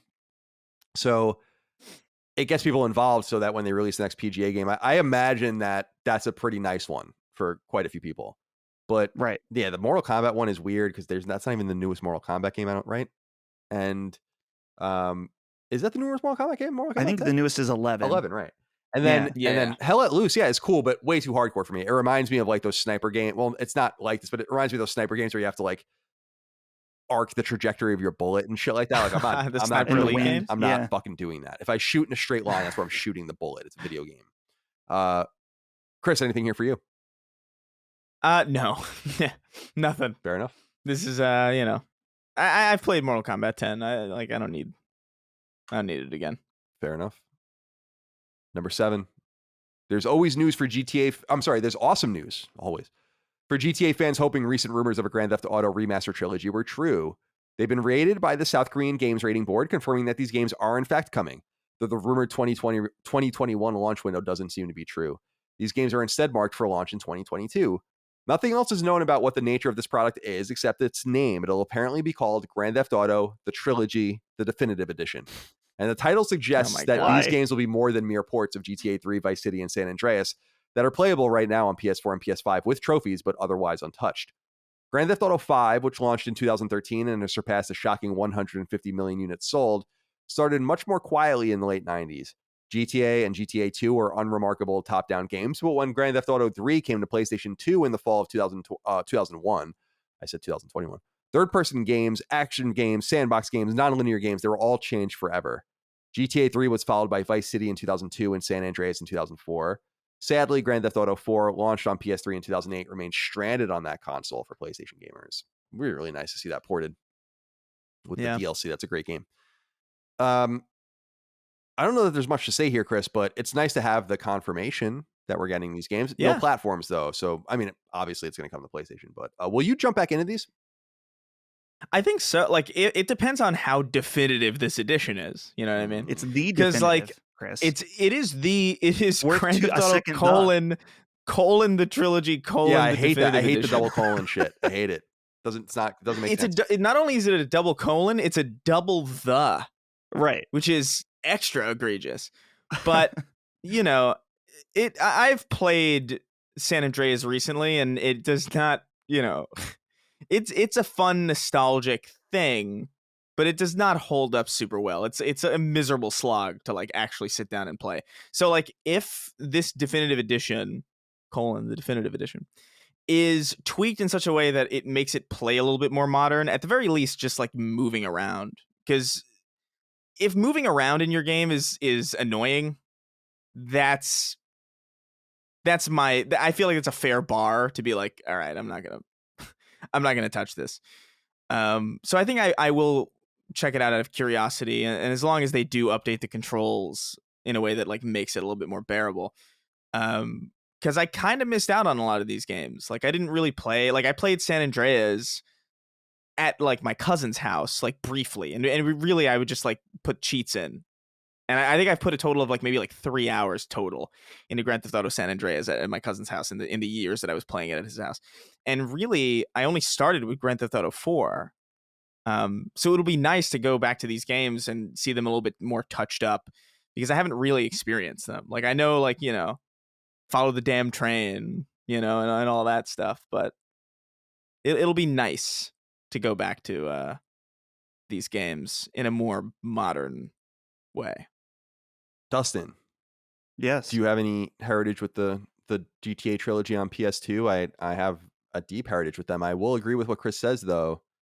I haven't played Vice City and San Andreas in a long time, but I bought them all on PS4 when they came out, but I played GTA 3 back in maybe 2019, and I was like, I can't do this. I played it for probably 10 hours. I got to the scene where you are, famous scene because it sucks, but like you're sniping at people on a boat, and I'm like, oh my god, this is awful. And what I was just thinking, it's similar to what I've been saying about Metal Gear Solid 2 recently, where just fix the controls. You don't really even have to do anything else. I don't even care about the graphics. It's actually quite endearing, but the controls are just so bad. All right.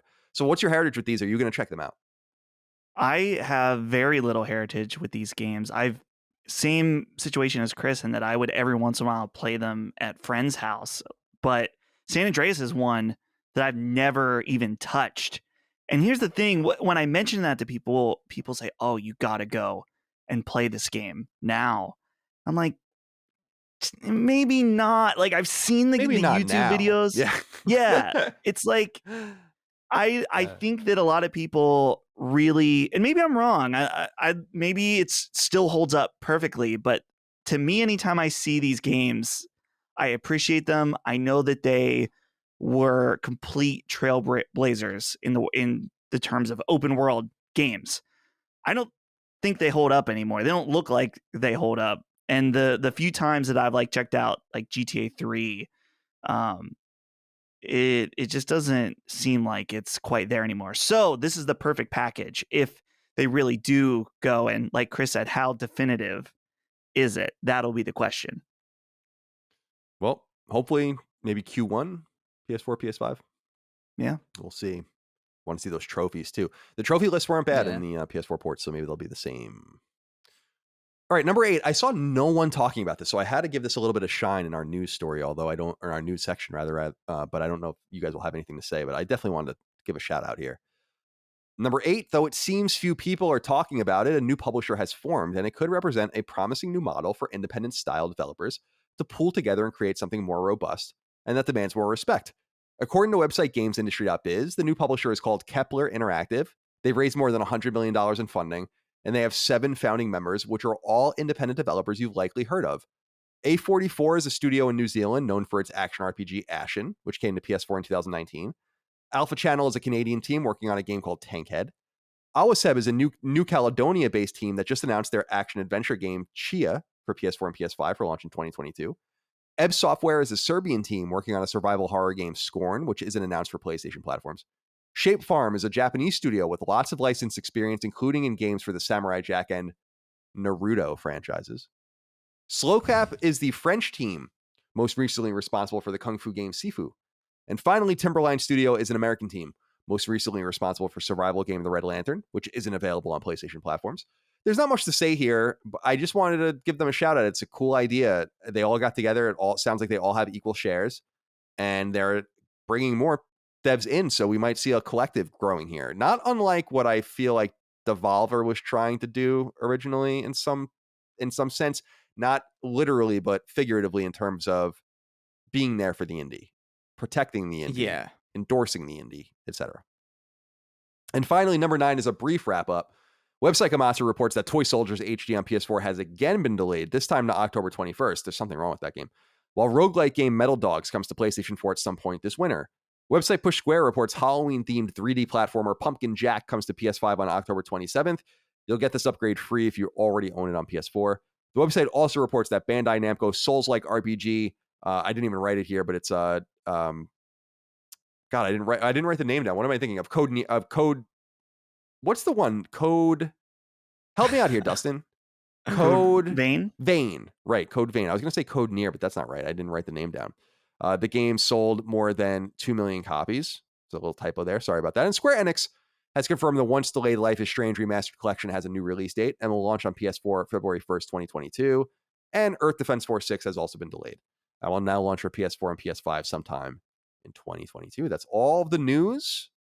Tradition dictates that we end every episode of Sacred Symbols with 6 questions, comments, concerns, thoughts, and ideas submitted on Patreon, patreon.com/laststandmedia. Remember to support us there, like more than 12,500 of you do right now, for exclusive ad-free access, the ability to submit those questions, access to Sacred Symbols Plus, get your name in the credits, Q&As, all the rest. We'll start with Jordan Knepp, who says, hello, my dudes.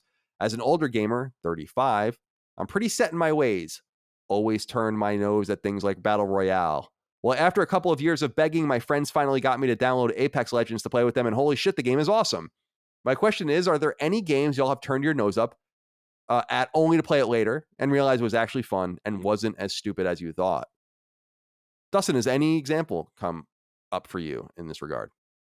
I was trying to think about this. Obviously, when I was a kid, like in high school, there would be some elitism about like playing Call of Duty or Halo for a while, stuff like that. That was all stupid, though. I'm trying to something more recent, though. This may be surprising, especially if you listen to our live show, but I turned my nose up to both Demon Souls and Dark Souls after trying them and just thinking these are too hard. I don't get it, and this is dumb. And I did that repeatedly until Bloodborne came out, because clearly in the back of my mind, I knew that something was there. I just didn't get it.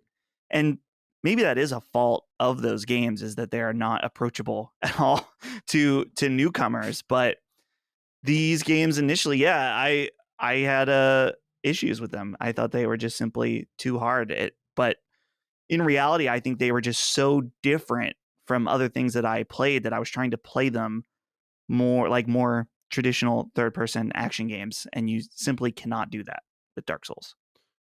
What about you, Chris? Do you have any answer for this, of something that you might have turned your nose up only to find that it's better than you thought? Well, I mean, famously recently, Death Stranding. Yeah. Like I remember before, like, and I've said this before, but like before Death Stranding came out, I was almost excited to make fun of it, because it was just like, what is this? This brilliant game developer is making a video game about delivering packages. He's making a DHL sim. It sounds terrible. No, for sure. And people were like hyping it up, like this is going to be great.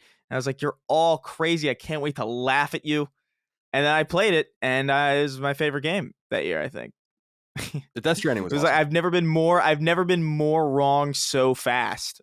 Dude, Chris, there's so many things too in that game that I'm remembering. Like there's Die Hardman is the character, the Homo Demons. Like there's just the Homo Demons. There's just so many things. I'm like, I get why people it's see ridiculous. this It's game. It's Metal Gear. You know? Yeah. You're either in or you're out. Yeah, it's really absurd. That is the example that like comes to mind immediately. I don't have any modern console games like physically, so it's hard for me to like go through the list of like everything I own and like think about like some stuff, but I kind of I remember I didn't like Fallout 3 for a long time. Fallout 3, like, because I remember like that was back I what was that, 2008? Yep. Well, yeah. So that was around the time of like, that was during Halo 3, where like, and that game plays like it's a first person shooter first. It plays really well. It feels responsive. And then my friend was like, "Hey, come check this out. It's like a first person RPG." And then you just start off and you're in a school and you're like taking a test and it's janky and like it takes forever and you got to talk to people. I'm like, what the fuck is this? I can't do this. And it took me like years to come around to Fallout 3, and only after I played a little bit of New Vegas was I like, oh, okay, so there's something here, I think, maybe that I wasn't giving a fair shot to. So I think in like 2012 I gave it a shot again and really enjoyed it. But those are the two that come to mind, like off the top of my head. I'm sure there's others, but well, for me, in thinking about this, the answers that came to mind were just kind of loot based or service shooters that I just generally opened my mind to. As I've said in the past, I tried to open my mind to Destiny in 2014 just to play it alone. It just wasn't the right time. But when in 2016, I think it was, when The Division came out, I went into it immediately, but open-minded, and was like, if I can just ignore all the social features of this game that I don't want, there's something really good here. And what I discovered was just to kind of stop turning my nose up at these games as a service or persistent games, because there's obviously there's something fun about these games. And I let myself go and really got into The Division, really got into The Division 2, really got into Outriders. These kinds of games I would have never given the time of day to. That's why it's so interesting that I love Outriders so much, not because so many other people think it's not great, but because it's not a Colin game, really. I always loved shooters, but I loved single player shooters, and they're not common anymore. Single player first person shooters were all over the goddamn place, especially from 1994, 1993 to 2010. I mean, we had single player Inversion. There was like games. The game Haze, obviously, we always talk about. There are games that it's just like, what? Dark Void? Yeah. Dark Void was third person, right? But yeah. Whatever. Shitty game. Legendary, that's another one. Yeah, there's a ton. Turning Point, Fall of Liberty. So fucking many. Yeah, there's a lot. So that's what came to mind for me, Jordan. Thank you for writing in. Paul Cummings wrote in, and this is actually for all of us, although he asked it to me. I have a way I want to ask this to you guys. He says, hey guys, probably a quick question here, mainly for the trophy hound, that is Colin. When a game comes out that you have the intention of platinum, what is your process? Do you research the trophies beforehand? Do you have a good old-fashioned pen and paper notes beside you? Do you toggle in and out of the game looking at lists? We'd love to hear how you approach this. From a 37-year-old with 3 young kids, you guys keep me in touch with the gaming world at a time when my playtime is very much limited. So thanks for your content, and make the episode as long as humanly possible. Thank you, Paul. People have been asking this in different ways a lot lately, and it's funny because I really do like, not a lot of research, but just I prepare. I never go into a game without looking at the trophies, and I never go into a game without trying to figure out how to get them. There are games where I tell myself it's irrelevant, right? Like a lot of first-party games. It's like, I'm playing this one way or the other. ActRaiser is actually a good example too. Not a first-party game, obviously, but there's like really hard trophies, and I'm not going to get them. Probably. They're just way too time consuming. So there are games where you care enough where it's like, it doesn't matter, but you're still curious. But I always look, and I always try to conceive of, is anything missable? What's the quickest way to do these kinds of things? I do care, and I do use walkthroughs, and sometimes I do keep lists. And the pinning of the trophies that you're allowed to do now in the new firmware is awesome. Like, you can pin, I think, 5 trophies actively to the bar, and then you can bring it up and look at them really quickly. It's a nice little thing. So that's what I do. But I wanted to turn this around and ask the guys, just if there's any, and we'll start with you, Chris, if there's any, do you do any preparation at all? Like, not in terms of trophies in this case, but is there like a tradition? Like, do you like sit down with a game and do you read about it at all? Do you really like to go in blind, like totally blind? Because maybe it's because I'm a strategy guide writer from way back when, but I like strategy guides. Like, I like them. I like using them. Yeah. I used to like to go in blind, but obviously, given our job here, that's kind of hard to do. You kind of know about every game like years before. I kind of wanted to go in blind with Deathloop, but like by the time it was even close to coming out, we had seen like 18,000 trailers for it. And even then it was still not really clear what the hell it was. So I don't know. Like, I don't necessarily have a uniform strategy for how I approach every single game. Like, games are kind of different to me. Like, if it's a game that I kind of expect that I'm going to play anyway, you know, I can imagine most first party games are going to be games that I play. Like, outside of Nintendo's a little bit hit or miss with, first party for me. But, if an Uncharted game is going to come out, I'm going to play it. If a Last of Us game is going to come out, I'm going to play it. If a Gears of War game comes out, I'm going to play it. And I'm not going to be super curious about how that game functions or, like, what new things or that. Like, I'm not really that concerned about it. I'll just kind of go in blind because I know what Uncharted is. I know what The Last of Us is. I know what Gears is. I've played it. I can figure it out. I'm pretty confident in that. But with games that I normally wouldn't otherwise play, things like, even when we were doing the show, I don't have that much of a history with Rockstar video games. Like, I didn't really play a lot of Red Dead Redemption, so there was a chance that if not for the show, I probably wouldn't have played Red Dead Redemption 2, at least for a long, long time. But I remember for that game, I looked up a little bit. I was like, all right, this is the sequel to some game. Like, what is it like? Okay, it's a prequel sequel. Interesting. Okay. And I kind of read up. I watched some videos, like, kind of detailing, like, the first game a little bit, just so I could have, like, some idea. And I did some prep, but it's not uniform. I don't know if I have, like, a specific strategy for everything. It just sort of, like, depends on how interested I am, how I'm feeling, and how excited I am to play the thing in question. Because that was another game, by the way, that I was not expecting to like as much as I did. Red Dead Redemption 2. Oh my god, that game is a complete masterpiece in every way. Yeah. Dustin, what kind of preparations do you go into, or lack thereof? Very little, for the most part. I will often check, like, if I'm playing not a new release and this data is available, I like to know how long a game is going to be in order to kind of, like, account for timing. Like, right now, I know I'm about halfway through Kena, whatever. And so Kana, well, that's a fourth variant. Wow. That's a fourth pronunciation. Keto. So since I'm about halfway, I think I'm probably going to skew more towards playing that just so I can finish it up and get it out of the way, really, at this point. Other than that, though, I like to go in blind and experience the game for myself. And then once I get a feel for things, I'll kind of then maybe start to poke around. A lot of websites do articles that will say 5 things I wish I would have known when I started Death Stranding, or something like that. It's funny you say that, because post-release content was like the fucking golden goose. So, like, we couldn't, like, if you found the right game and you at IGN and you wrote about it constantly after it came out, and then trying to chase that and not creating that, like with Minecraft and all of that, and kind of chasing it, but finding those games where it's just reliable traffic, because people play games, right, believe it or not, after the embargo. Yeah. Yeah. There's also that whole, those articles, some of those articles are really funny too, because it's like things I wish I would have known when I started up this game. And it's like, the health bar is here. And it's like, well, yeah. Oh, yeah. Those aren't always good.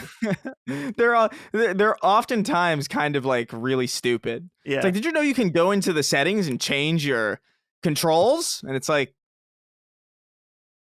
yeah, a little bit, yeah. Like, what? Right. I don't know. Some of them are good though. Like, I don't want to, like, shit on them. Yeah, it's a good type of content. Yeah, it's just like a lot of it SEO seems to be, like, content. Really, it can be very useful, no doubt. Yeah. Right. Yeah. Sometimes I feel like I need one right now for Tales of Arise, because I feel like I'm missing something in certain aspects, but I can't tell if I can't tell if I'm missing something or if there's something wrong with the pacing of the game, which is what we talked about earlier. I know I'm missing something called. I had to get a Seinfeld quote. I had to get a Seinfeld quote in here sometime. We're getting over 3 hours here. Yeah. All right. Yeah. You're missing something and nothing's missing you. Fair enough. I just love that quote. You're missing something. It's Susan's mom at the table, and it's like it's Mr. Costanza talking about the chicken. He's like, I'm missing something. He's like, missing something. All right. It's a great throwaway line. Okay. Derek Alcott wrote in and said, Colin, I know you mentioned that someone bought you GTA 3 who was outside of a store. Would any of you do the same? Does it depend on the age of the kid? So to catch people up, in 2001, I was actually 17 years old, but you needed a license or ID or something to buy the game at EB, which I guess would require you to be 18. I didn't have an ID at that time. So they wouldn't let me buy the game. It's still, and I was saying recently, it's still the only time I was not allowed to buy a game. I bought M-rated games all the time. I have no idea why. Well, I know why, because GTA 3 was so controversial. Yeah. And they were afraid they were being set up all the time, I think, at these stores. So I literally, it was at Smith Haven Mall on Long Island, for people that are familiar. EB Games, I haven't been in this mall in many years, but EB Games was right in the food court. And I walked out. I remember this because it was so weird. I looked to my left. There was a man, his wife, a toddler, and a baby carriage walking like towards me. And the games were $50 at the time. With tax in New York, it was like 54 and change. I was like, sir, if I give you $60, will you just go and buy Grand Theft Auto 3 from me? You can keep the change. And he said, yes. He went in, bought it, and then walked out and gave it to me. And that was how it went. And so that's what Derek is asking. And he asks if we would do the same. And my answer is no. I don't want to be put in that position. I sometimes think about the positions I put older people in, you know, not family, but more like friends, but some family too, like, you know, sneaking a beer at a barbecue or something. Like, it's a big deal, you know? And like when you're 16 or 15 to do shit like that. And I don't want to be part of that for like the next generation of kids. So I wouldn't want to do that because I just feel like it's kind of seedy. And if I were my parents, I'd be like, who the fuck is this dude that just bought my kid GTA? You know? So anyway, that's my answer. Chris, where do you stand on this? Would you buy 16-year-old Colin his copy of Grand Theft Auto 3, 17-year-old? Yeah. No, I wouldn't do that. I would not approach a random child. And to be fair, I approached him. You know, I approached him. But, yeah. Right. Yeah. Fair. No, I don't think I would. I want to be bothered so little whenever I'm in public or whenever I'm if I'm in like a mall or something. I'm not happy to be in a mall.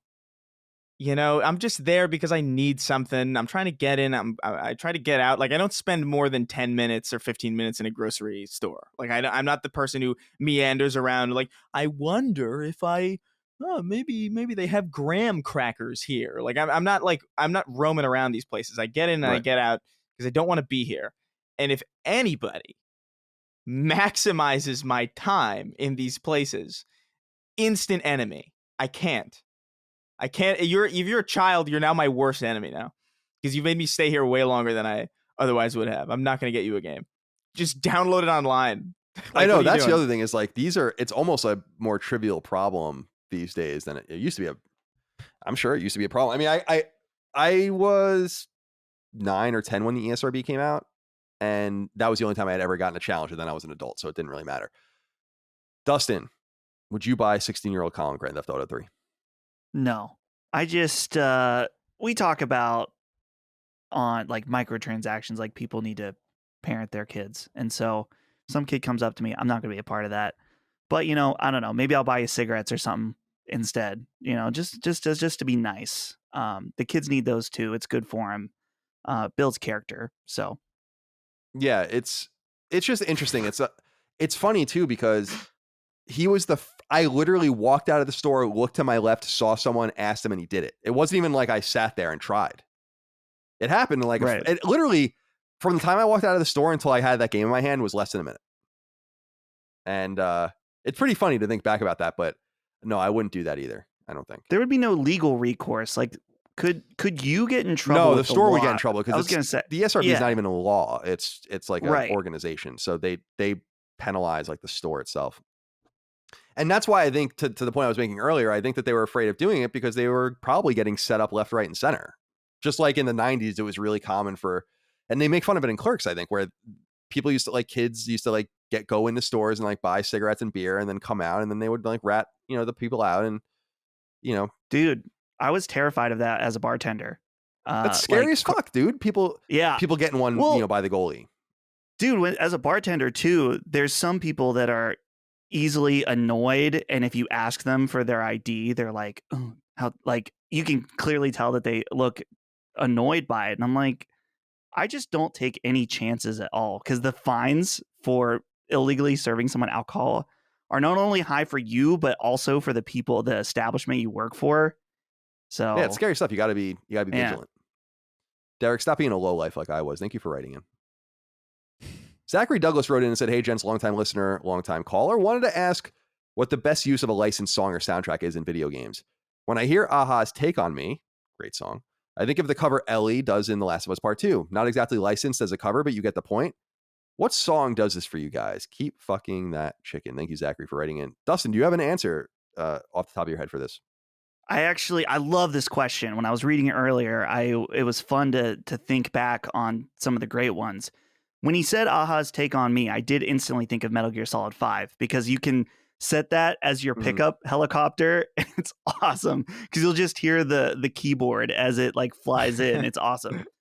But the two that I wanted to mention are the beginning of Metal Gear Solid 5 with Midge Ur's cover of The Man Who Sold the World is incredible. It is so good. I don't know what it is because it's not necessarily even a very visually stimulating scene. It's Big Boss waking up in this hospital and this song is playing, and there's something about it that is like so haunting and tone setting. It's very, very good. The other one is from BioShock Infinite, when you are starting the game and you're first getting into Columbia and you hear the Barbershop Quartet singing God Only Knows.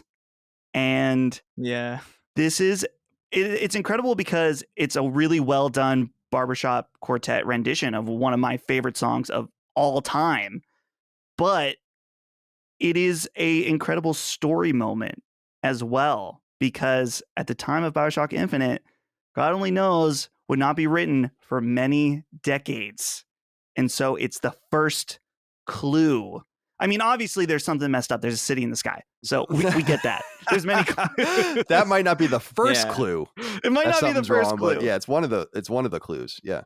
But it is a very strong clue that you're like, what is happening? This does not make sense. And I would very much like to know more. Chris, what do you think? Yeah, man. I had to think real hard about this because like the first thing that came to mind immediately when I think about like licensed movie, Can I try to guess? Is it "Blow Me Away" by Halo? No. Oh, okay. Sorry. No, but that is one that's pretty fantastic. It's because it's just in the game, like in the middle of some random mission here. Incubus is also on that soundtrack, and it's awesome. But the first thing that comes to mind to me is the ink spots in Fallout 3, and like just like that entire radio station in Fallout really sells that atmosphere in a way that I don't think Fallout would be Fallout without that music. Like I think that music is has such a huge impact on the experience of that game, and just hearing these like old songs that were like, and it's like there's such an eerie feeling to it because it's the old recordings, so it's not like it doesn't sound right. It sounds like otherworldly almost because it's so old, but you have all this like futuristic tech around you. Pretty much everything in like Fallout 3 and even Fallout 4 has a really good amount too, even though a lot of it is kind of the same stuff. I think about BioShock Infinite again, not just you had a really good pick too, because that was like a really interesting like version of it. But even just hearing stuff like that folk music in the beginning, like when you're ascending the tower and it's like Old Time Religion is playing, and it's like a fucked version of it, like just something that like it looks like they dug it out. It sounds like they dug it out of like some landfill somewhere, and it's like just barely scraping by all this like horrifying debris. But I feel like Fallout 3 might be the biggest one.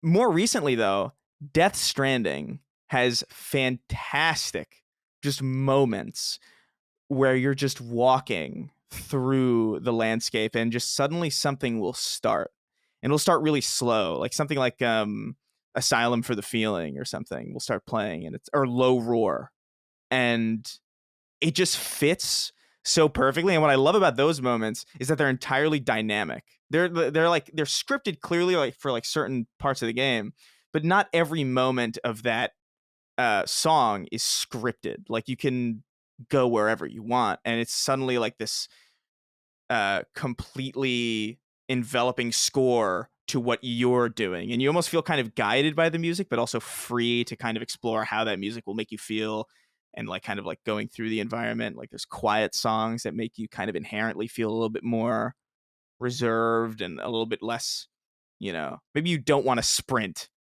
through the environment because you kind of want to relax and hear this really, really good music.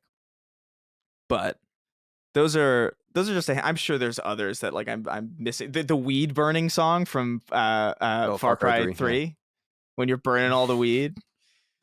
There's a lot of really good ones. I thought of another, but I'm wondering, Colin, if it's yours. So I'll say it at the end. If you please. I don't remember what the song is though, but the ending of Red Dead Redemption 2. Oh, when you are riding on the horse. No, that's not mine. Oh yeah, that's D'Angelo, I think. Yeah. But that was very impactful. That's amazing as well. Licensed song in a game, really good. Oh, totally. Yeah. For me, I feel like we keep talking about Grand Theft Auto, but I always will remember the the Vice City ad with Iran from Flock of Seagulls, which is a band I really love. That is just an amazing song that I'll always associate with Vice City, and Vice City's soundtrack is absolutely shocking how good that soundtrack is, especially for someone that loves the 80s like me. And the other answer I had to give was Mad World, the Tears cover. I'm a Tears for Fears fan as well, but for Gears of War, I still think that that's the best gaming ad ever. And it's been more than 15 years now. I'll never forget seeing that ad for the first time and being like, holy shit, this looks awesome. And that's what made me want to check out Gears of War, and I did. So those were the two answers I had. But yeah, you're right. They're just copious answers that you could use for this. Zachary, thank you for writing in. Walter Boley wrote in and said, all right, Sacred Symbols, fuck it, another abandoned gut check.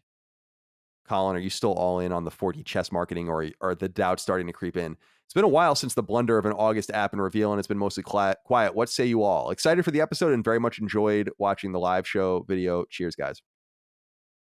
No, I'm in. I'm still in. I mean, like, what the fuck? Like, what do I have to lose at this point? Nothing. By the way, I thought it was weird. I heard that there's new PT Easter eggs in Director's Cut for Death Stranding, which I thought was weird. Oh. And I just won't let it go. I just can't let it go because I don't know what else it could possibly be. It's so incompetent that I actually think the more logical answer is that it's something else. It's so ridiculous. Yeah. That how can it not be something else? It's impossible for me to imagine this. I don't get it. I don't know. But I've already gone. I'm far down the Marianas Trench at this point. Chris, what do you think? I'm so over it. Just show me, like, when it's out, I'll check it out. Like, when there's actually something there, I'll be interested in it again. But I have never had something so new make me so upset. Like, usually I need to be like familiar with something for a really, really long time, to feel this amount of just disconnect. Sure, you know what I understand. mean? Like, it's like when your favorite game, it's like, why'd you do that after 5 years of not doing that? This is just this new game that we don't even know what it is. We don't know anything about it. We've seen next to nothing. We just have a name, which is likely like a code name. And I'm livid beyond reason at the very notion of this thing being real. Like, I hope it's something good, and I hope it's something that doesn't waste everybody's time. But, like, I'm just so frustrated by this annoying marketing, because at this point, it's not even really, like, interesting to me. Like, it's just like, I agree with you there. I mean, I'm certainly not thinking about it anymore. Yeah, like, it's not on my mind at all until something comes up. And, like, if something will come up about it, then I'll pay attention to it. But I'm not going to be, like, ruminating for weeks about, like, ooh, I wonder if there's, like, a piece, I wonder if there's hidden messages in the code. Like, I'm not there. No, I certainly am with you on that. I'm certainly beleaguered and annoyed, but Dustin, I still think that something's up. I don't know what it is. I don't know if it's even this organized thing. I don't know, but I just feel like it can't. I really do believe that it is more ridiculous if this isn't anything, that this is actually insanity. If that is the case, a level of incompetence unseen in games. I mean, like, you just don't see that even in games, and there are horrible games let's not forget that this guy's working with a or a for hire studio. There's all these weird. Anyway, I don't want to go down this hole again. Dustin, what do you think? I first of all just need to point out that Chris said "livid beyond reason," and I love that. It sounds like a hardcore band. I was gonna say it sounds like a record on name, like a "livid beyond reason." It's like it's like your sophomore effort is "livid right, beyond reason." Yeah, Sacred Symbols, "Livid Beyond Reason." That's our first album. Yeah. So something funny about Abandon that you bring this up. They hadn't tweeted. They tweeted in mid-September where they said that they were working on a redesign for their app. They're working on a redesign for their app, and then they went silent again. And then MBG, who we had on Sacred Symbols Plus, tweeted, "So what's going on with Abandon?" And they broke their silence to respond and say, "We're on it." And that's it. I think he's in on the meta. That guy's wittingly or unwittingly in on the meta game. He has an open DM with them. I know, that's what I'm saying. Like, yeah. So, but I think that some of the people that they interviewed with are unwittingly in on the metagame. I don't know if remember that one article we were making fun of from it was like from Screen Rant or something. I'm like, where this article sucks. Like, this is so obvious. Why is no one asking him the right questions? I can't go down this rabbit hole again. Let's end with Matt Council, who says, "Hey fellas, are you ever annoyed when game designers make choices that make a game more realistic at the expense of fun? My personal pet peeve is when there are animations for picking up items and opening chests. I want to pick up items without breaking stride or slowing my horse's gallop. It may be less realistic for the item just to disappear and enter my inventory, but come on, guys. We all know it's a game. Much love."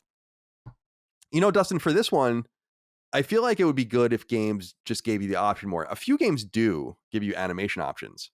Far Cry famously gives you animation options where it's like, do you want to see you fucking spear this animal? Do you want to see yourself cut this bush or whatever? So I think those kinds of options would be nice, because I've been put off by, I've said this in the past, I didn't play Dead Island beyond a couple of hours because I'm like, I can't fucking do this. You know, like there are just too many things to find. There's too much. It was just like, it didn't give me enough options. And that game was pretty kinetic and quick. But anyway, what do you think about what Matt has to say here? Would you like those options? Are you annoyed by when games inject realism? Yeah, I usually don't like them. Specifically, what I'm thinking of right now, we brought up Red Dead Redemption 2 earlier. I don't need to clean my gun in a game in order to maintain. I don't need gun maintenance. I'm good without that. It was like, it looked cool that you could break the gun down, but I don't need that. And that's kind of my thing related to maintenance of things. Survival games, I'm not into a lot of those mechanics. I don't want to eat in a game. I'm not just like, I honestly find those aspects more annoying than anything else. It's almost like a shallow mechanic. It's like, we're just going to force you to have to maintain this. Usually it's like a status bar by picking up an apple or something. And it's usually just an annoyance when it lowers all the way. So yeah, I've never really been into survival games for that reason. So, well, and even recently Deathloop, they had like the gun jamming mechanic, which didn't annoy me too much. In fact, I don't even really feel like it happened to me that often. It's just like, why? You know, this is just here to annoy me in the moment. Far Cry 2. I remember that being annoying as fuck. Here's the thing, Chris, is that I don't mind the level of realism, but it's like, say I'm getting like an herb, right? For like for a potion I need. Why is it showing me bending it down and cutting it or picking it up? But wouldn't the realistic thing be I bend down, I pick it up, I take my backpack off, I remove the dirt and the roots, and I bundle it together and I put it in the bag and I put my backpack back on and I stamp. That's what's realistic. It's like, so what is the point of saying like, well, we're trying to be realistic? It's like, well, you're slowing the game down. Yeah. It's like a facade of realism. That's actually why I actually genuinely kind of, I think that's part of why Red Dead Redemption 2 doesn't bother me as much as it bothers a lot of people, because like a lot of that game is like the animations are really long and really tedious, but they're also like really committed to the realism aspect of it, to the point where it's not this weird half-ass thing where it's like, yeah, I'm cutting a weed and then like it just goes into my pocket. You know, it's actually like you lean down and you're like cutting And Red Dead Redemption 2, I always view more of like you are in a cowboy simulator, more than it is a video game. Like, it's like you are this cowboy now, and you are in this world, and it is tedious to go through drawers and shit. But for whatever reason, it worked for me. Whereas in other games, it would infuriate the hell out of me. Like, if they had anything like that in like Doom, oh yeah, no, it wouldn't. God Christ. Yeah, no, I don't like if you're going to do a really cool animation, in most cases, again, because like there are exceptions to the rule, but in most cases, give me an animation that doesn't wrestle control away from me. That is, I think, the most frustrating part of it, is just because, like in Skyrim, if I see a leaf on the ground that I want, I press E and I have it. Like, that's totally fine. In Borderlands, if I walk up to a chest, I press, the square or X or whatever the hell the button is, and it opens. I don't need to see me kneeling down and opening the chest. I don't need that. It gets in my way. It wrestles control away from me, just so you can show me an animation that, by the way, gets old immediately if it's that static. Totally. If you're just seeing the exact same frame of a chest opening every single time you open a chest, I'd rather at least be able to open it like from behind, without having to like show my hands or do anything like that. That at least makes the game less repetitious, even though it's actually not really doing anything all that much different other than just getting rid of an animation. I do think games like really just kind of overreach in their presentation sometimes, where it's like, I understand we want games to look good and we want games to look real, but I don't need my finger pressing an elevator button. Right. Like, I don't need that. I'm more than happy with the Half-Life 2 style of just press a button and my brain will fill in. I think that's like part of what's fun about like old video games as well. It's just like not the animation, but like the how much heavy lifting your I keep saying animation, your imagination does for like a lot of these encounters in like older, like even like things like Final Fantasy VII and like turn-based combat, like when they were like really tiny polygons and like your brain was kind of concocting all these things. Even in some first-person shooters, I remember, because there was no animation to like clicking buttons and stuff, you could kind of express that animation however you wanted. I remember like in Half-Life 2, whenever I pressed a button, I would hit it with the crowbar and press the button at the same time. So it was like my Gordon Freeman was like, I'm getting out of here, instead of just like being locked into this calm, premeditated animation. You could kind of express yourself with the game. And even in Halo too, like as well, like that's a game with no animations like that. And I would always butt the door open button, like with the back of my gun, because it felt cool to do that, even though that's not necessarily what the game's telling you to do.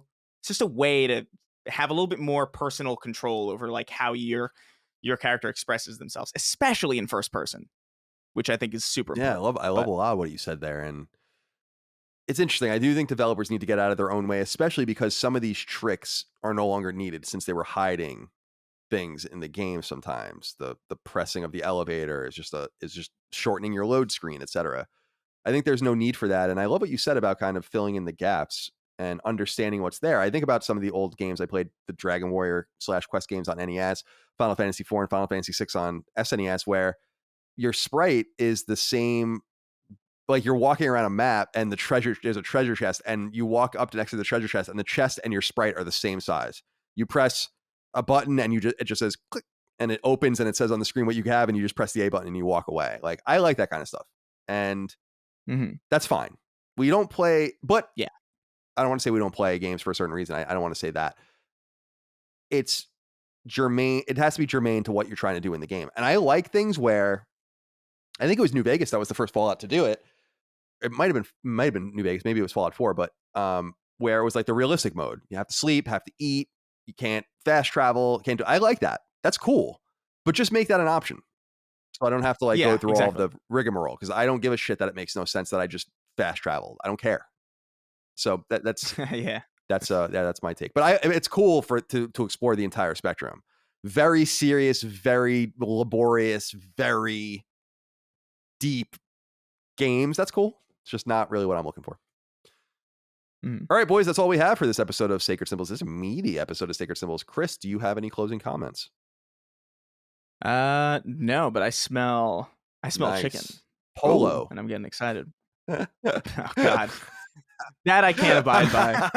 I had a friend of mine say that in LA, like he'd lived there for years and he went to this Mexican restaurant. All of us went to this taco stand or whatever. And he says, "Can I get polo?" I'm like, dude, no. You've been here for years. You know how, like, I was so upset. I couldn't look at him for weeks. Dustin, closing comments.